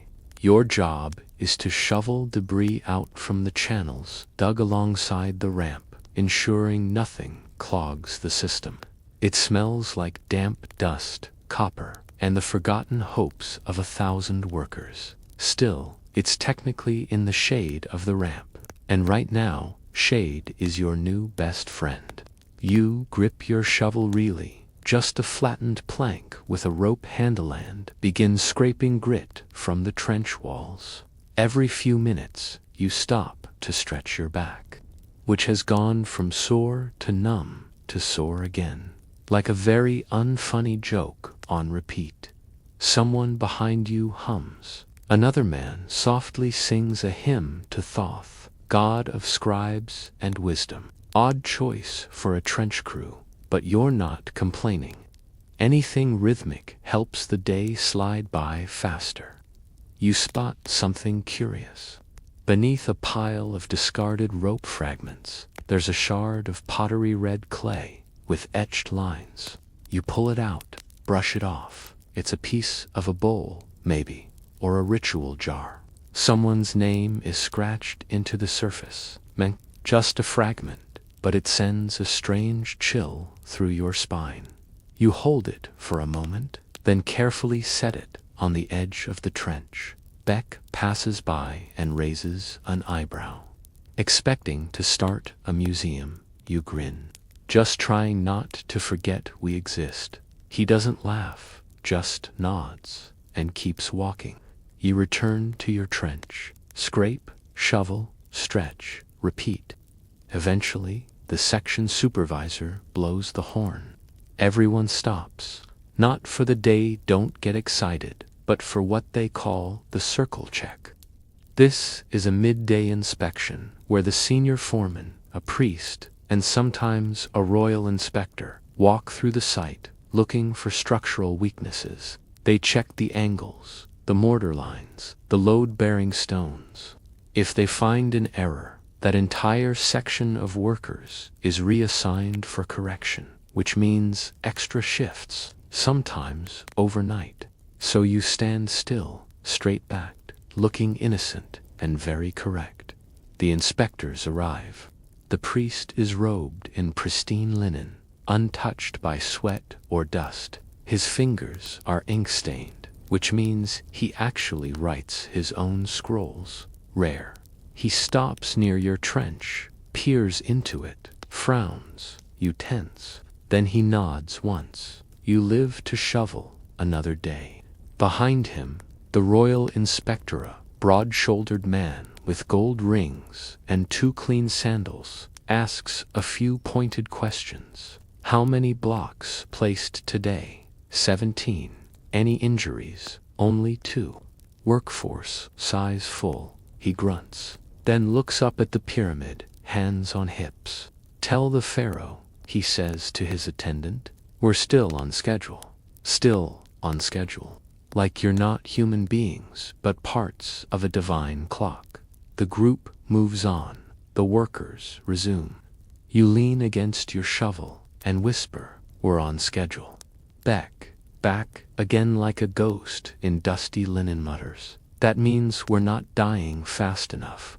The 2 of you return to the ramp, this time to retrieve ropes. Coiled heaps of hemp line the path like sleeping serpents. They're heavier than they looks, wet-stained, frayed, and stubborn.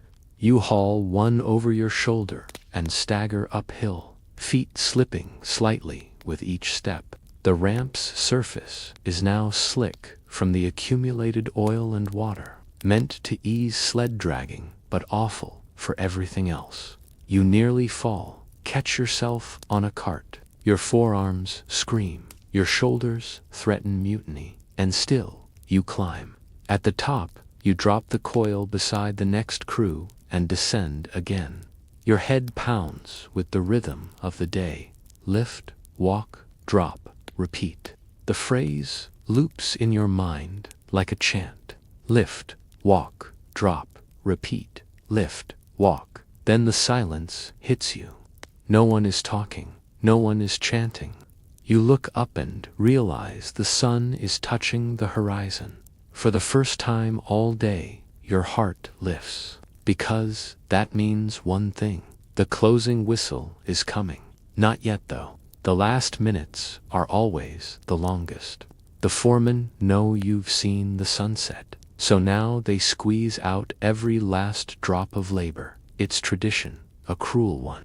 You're assigned to assist in lashing the final block of the day one of the outer casings, lifted with careful effort into place. You tie the rope taut, feel the strain as the block groans against the lever system. 2 workers man the pulleys, 1 chance, and you push.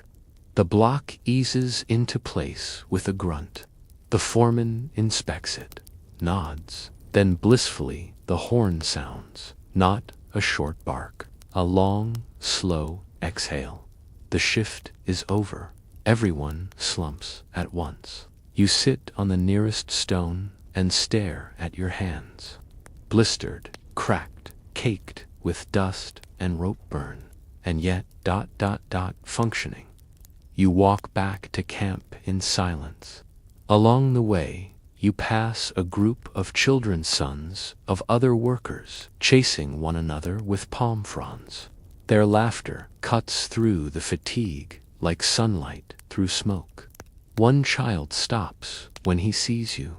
"Are you a pyramid builder?" he asks, eyes wide. You blink, then you nod.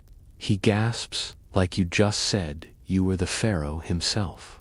You smile, and for a fleeting second, you feel taller. Not because of the pyramid, but because someone saw you as something more than a tired back. Night falls, heavier tonight, like a warm, wet cloth dropped over the whole camp.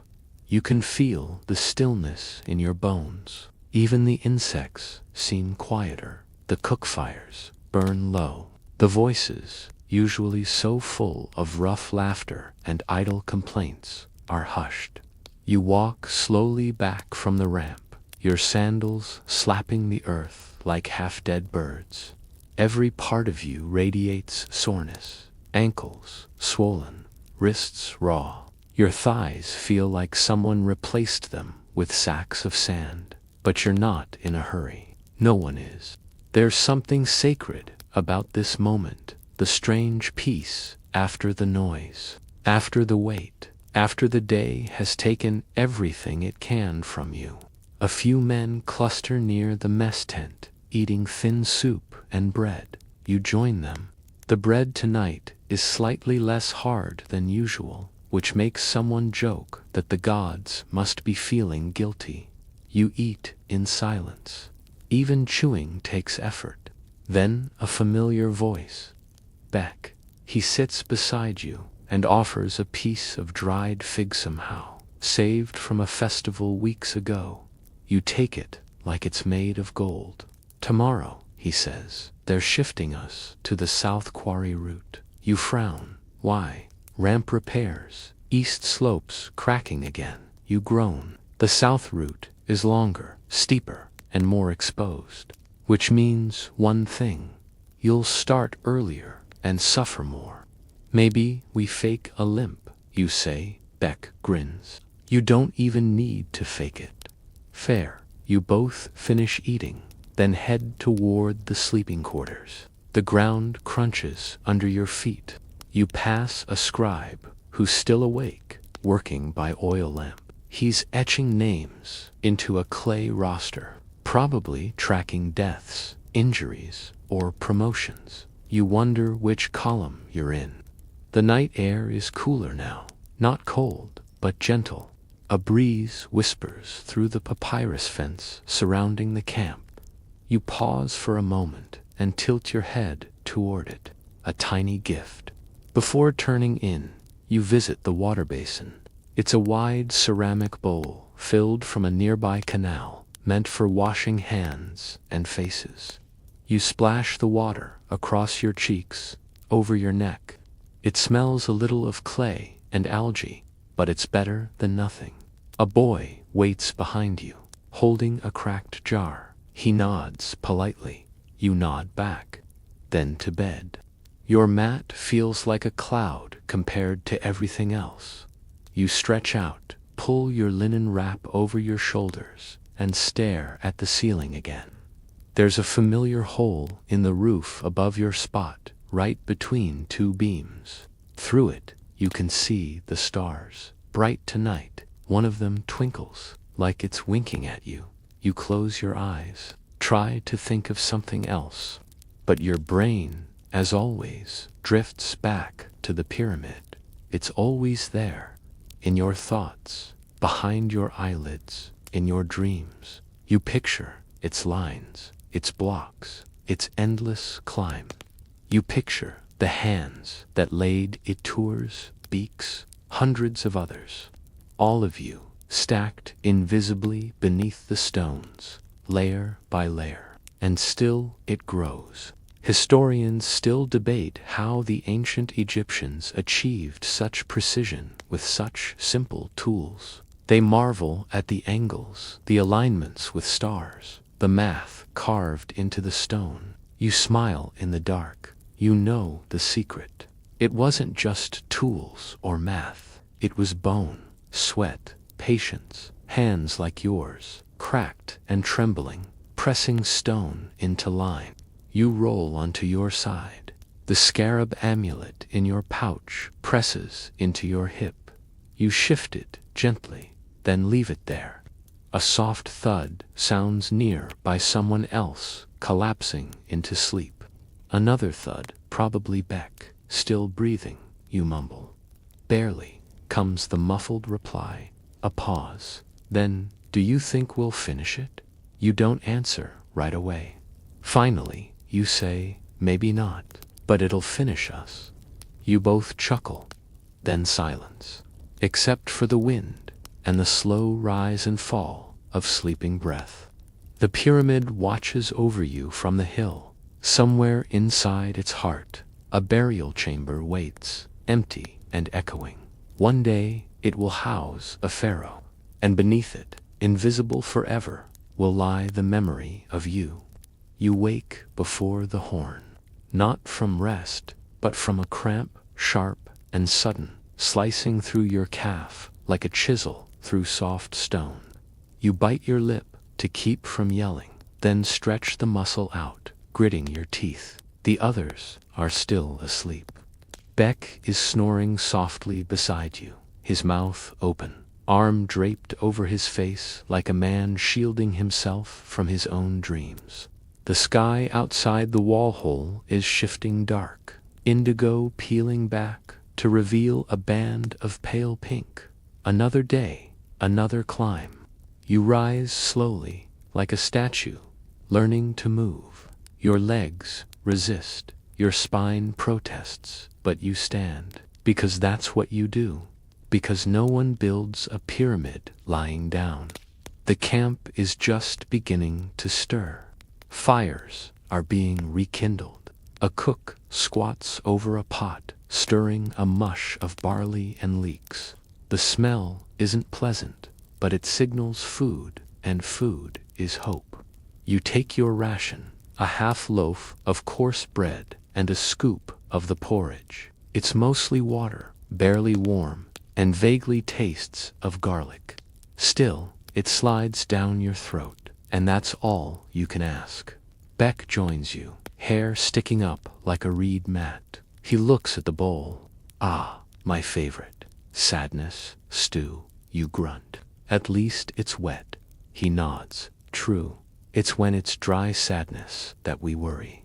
Once fed, you walk toward the supply tent.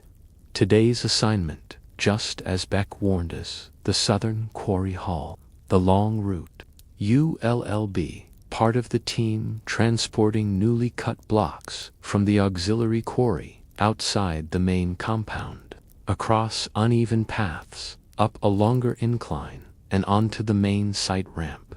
It's a journey that begins with optimism and ends with something resembling a religious crisis. The quarry lies beyond a stretch of flat sand, where shade goes to die. The first steps are fine. Your legs still remember how to function. The air is crisp, the sun low, and the ropes not yet sweat-soaked. But that's the trap, because by the time you reach the quarry, you're already hot, and the real work hasn't even started.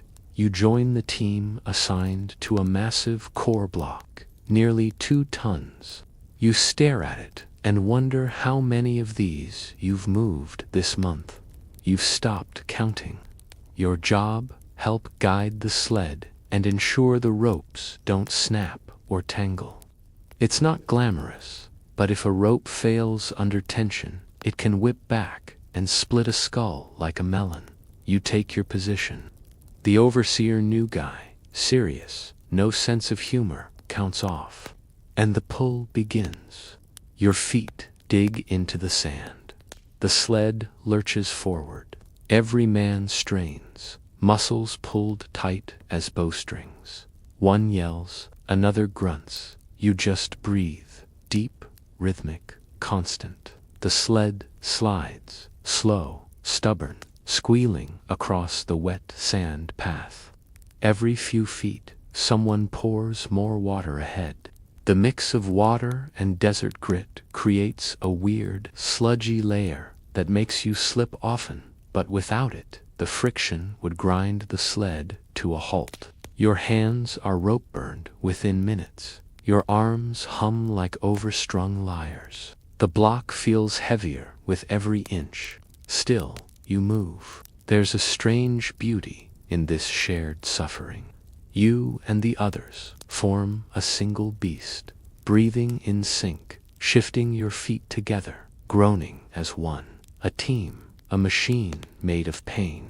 You pass a priest standing along the path, chanting prayers as the block moves. He sprinkles sand mixed with natron onto the sled rails, supposedly a blessing for safety and smoothness.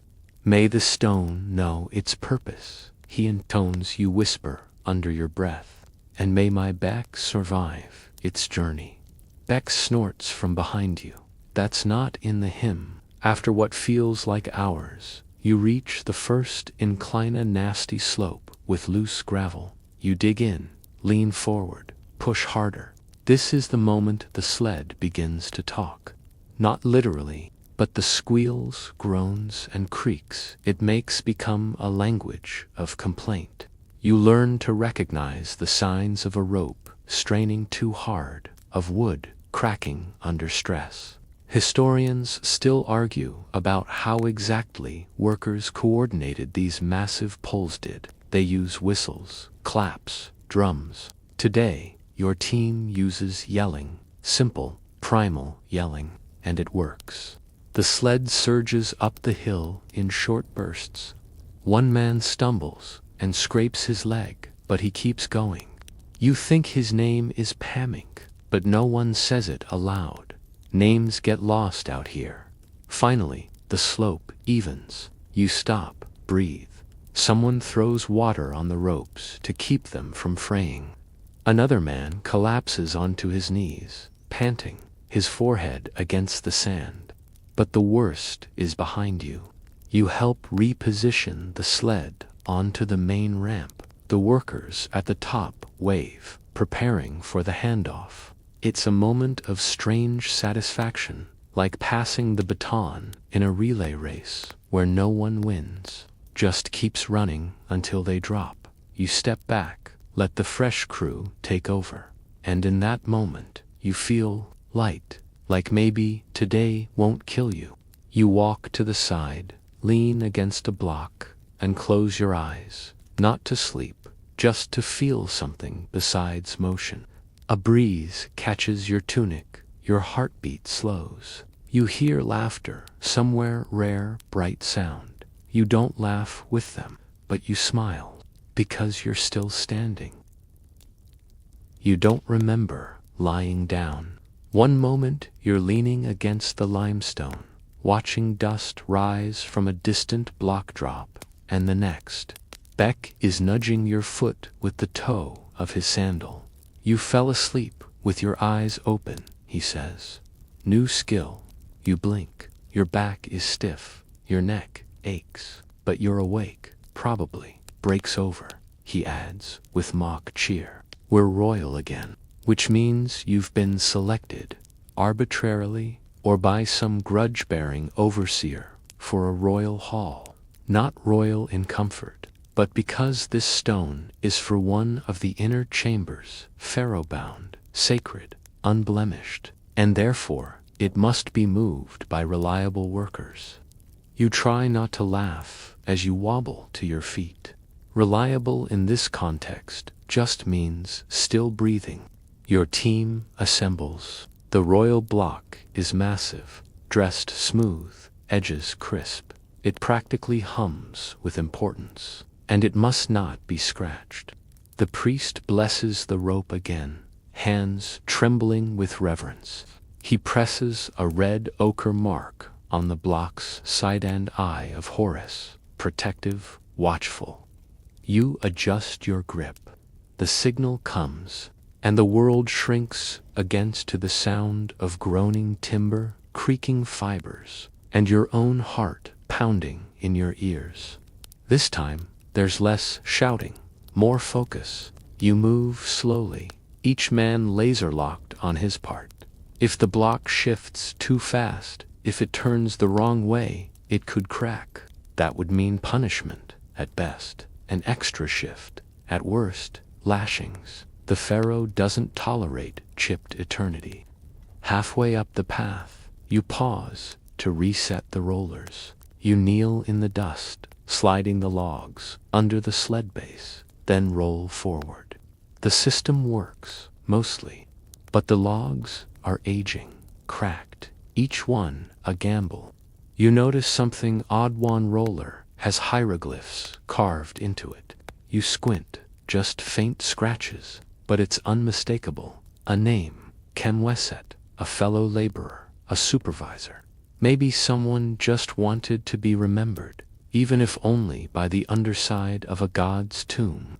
You roll the log forward, and the name disappears again beneath the stone. Gone, forgotten. The irony isn't lost on you. You reach the upper platform. The block is shifted onto temporary scaffolding, and you step back, hands trembling. One finger is bleeding slightly from a rope burn. You suck the wound gently, the coppery tastes mingling with dust. A foreman nods. No scolding this time. You wipe your face with your tunic, and for a moment the sweat cools you. Then it dries, and you're hot all over again. It's nearly sundown, but there's one final task. You're pulled for chisel line, a tedious job, but less physically punishing. You sit with 4 others, each given a copper chisel and mallet. The goal: shape the rough edge of a block for tomorrow's setting. Precision is key.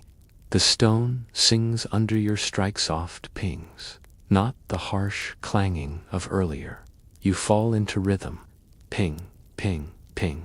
Your mind drifts. You remember your uncle. He was a potter. Taught you how to carve names into clay when you were small. You wonder if any of his work still exists. Probably not. Clay shatters. Stone, though, stone endures. That's the cruel truth, isn't it? Your life will vanish, but this block you're shaping, it will outlive every song, every story, every scar. Historians still argue whether the workers truly knew the scale of what they were building. Whether they understood it would still be standing thousands of years later. But you feel it in your cracked fingertips. You look at the other men, all silent, focused. One of them hums, again low, tuneless.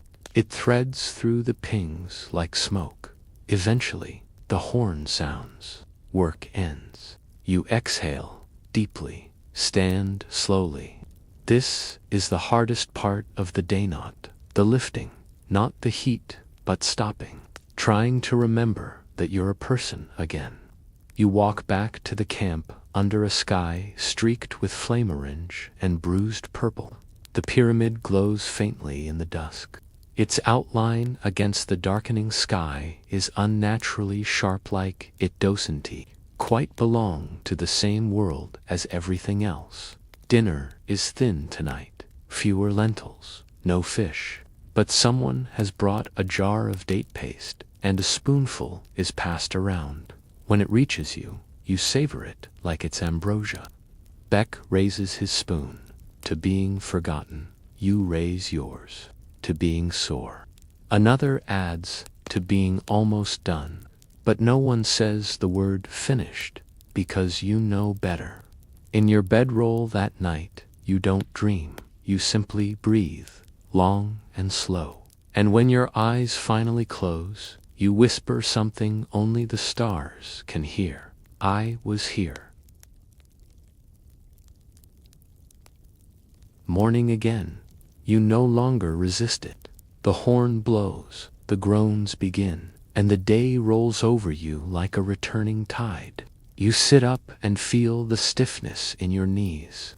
It's not pain anymore, it's just how they are now. Like the squeaky hinge on the camp gate, always protesting, never repaired. Today is a bit different. A murmur has spread across the camp. The Pharaoh's personal architect is coming to inspect the site, which means everyone is jumpy. The foremen are polishing their staffs. The scribes are dusting off their tablets. The priests are muttering louder than usual. And you're washing your face with the cleanest scoop of canal water you can find, because anyone caught looking neglectful might get reassigned or worse, noticed. As you're pulling on your work wrap, Beck leans over.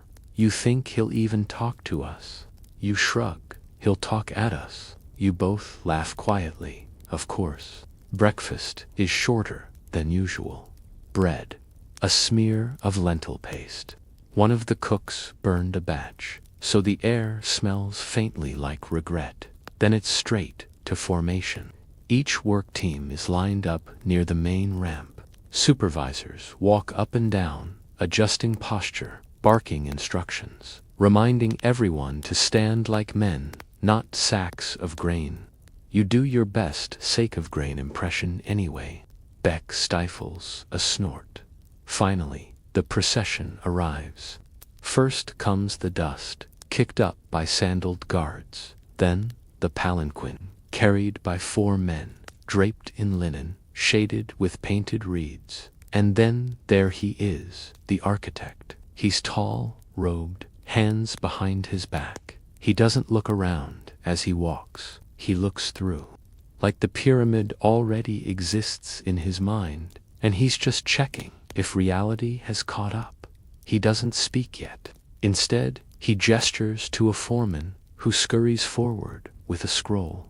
They talk. You catch a few words. Alignment, chamber, adjustment. Then the architect points toward the ramp. The work resumes. You're back in transport duty middle ramp. The job is simple, but essential. Guiding mid-size limestone blocks from the central staging area up to the 3rd platform. You've done it dozens of times. But today, with the architect watching from the shade, every step feels like it matters more. One of the sleds jerks. A rope comes loose. You jump forward instinctively and catch it before it whips back. Your palm takes the brunt. Stings. But no one saw except maybe the architect. He doesn't react. You keep pulling. Later, while adjusting a roller, you hear him speak.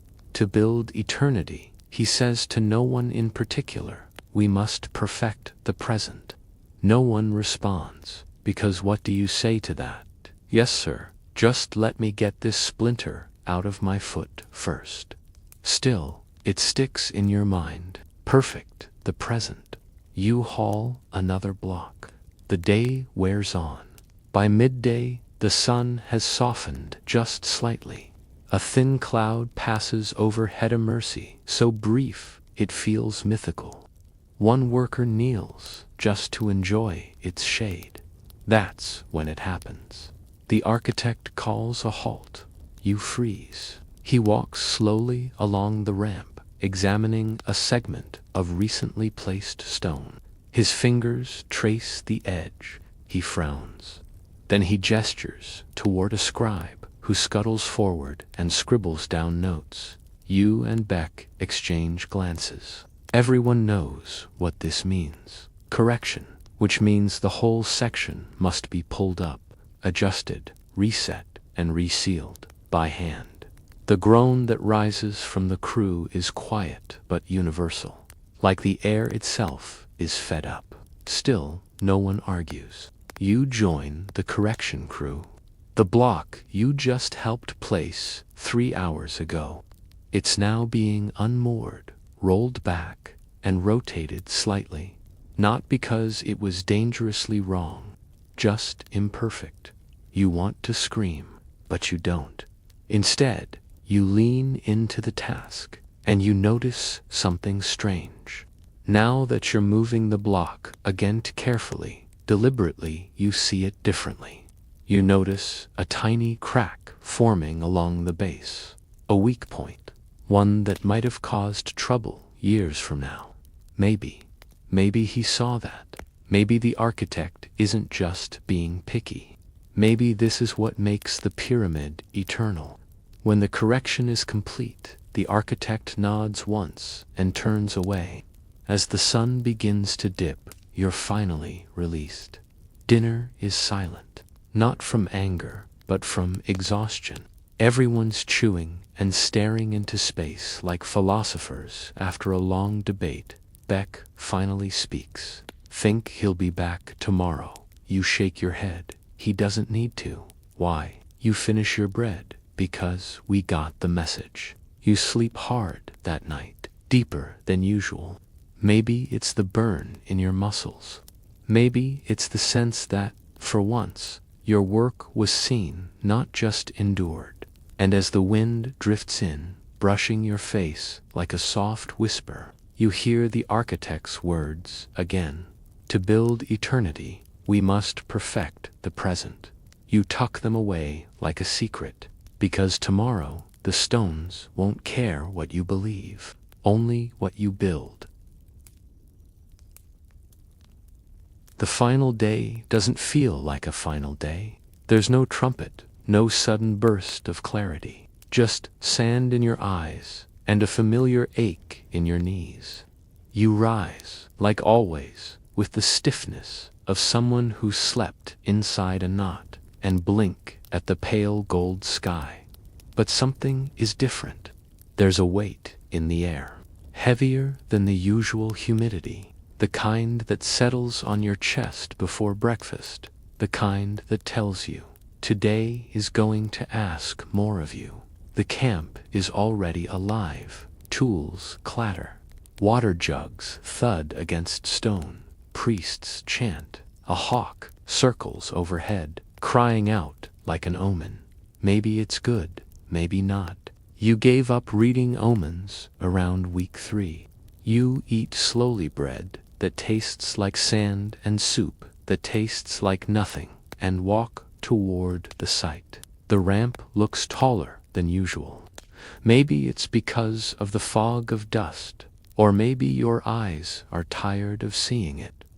But today it feels like the pyramid is leaning into the sky, daring the sun to compete. Your assignment, the final placement crew, this is rare. Honored, even. Only a few dozen men are chosen to help fit the uppermost capstones, the crown of the pyramid. These stones are ceremonial, symbolic. Each has been shaped to near perfection, their angles precise, edges beveled like fine sculpture. It's said the pharaoh himself chose their dimensions. You carry your Gera bronze chisel, a stone mallet, and a polished linen wrap to wipe the surface clean, and you climb, step after step, plank after plank. You scale the scaffolding. Below you, the camp shrinks. The Nile blurs. The workers become dots. And finally, you reach the summit. Only a few blocks remain. You join the others in silence. The priest approaches. He sprinkles natron and powdered gold across the topmost platform. Then he steps back. The foreman nods once. You take your place. Together, you and 3 others lift the final stone. Not the capstone itself that will come later, but the last supporting block beneath it. It's heavy, smooth, warm from the sun. You guide it into position. Tap, adjust, tap again. Perfect. The foreman exhales. That's it. The priest murmurs a blessing. You step back, and for a moment, just a moment, time stops. The wind stills. The heat fades. You feel weightless, as if the pyramid has claimed its last breath from you and finally, mercifully, let you go. There's no cheering, no announcement, just a quiet sense of done. You sit on the ledge, feet dangling over the edge of eternity, and look out. The world is wider than you remembered. The river curls far below, glinting like liquid silver. Villages line its edge, tiny boats, tiny fires, tiny people with tiny problems. You see farmers in their fields, donkeys pulling carts, a child chasing a goose, and behind you, the pyramid, finished or close enough. It gleams in the sun, its outer casing, still smooth in places, not yet worn by wind and time. It's not just a monument, it's a declaration of power, of belief, of sacrifice, and you were part of it. Historians will debate for centuries how it was built. They'll marvel at the mathematics, the alignment with the stars, the labor organization. Some will say it was aliens, others will say slaves. Few will remember the name of the man whose palm bled on this very block. But you'll remember, because it was your back that bore it. Your lungs that burned for it, your sweat that sealed it. You rise, slowly, and begin the descent. At the base, Beck waits, holding 2 cups of sour beer. He hands you one. You were up there. You nod. How was it? You pause, then smile. Heavy. He laughs. They'll bury kings in there. You clink your cup against his. Let them. You both drink. The sun dips lower, shadows stretch. The pyramid now casts a triangle across the sand, sharp and endless, a shadow that will outlive empires. As the stars emerge, you lie in the dirt beside Beck, staring up. Your body throbs, your hands tremble. Your mind is strangely clear.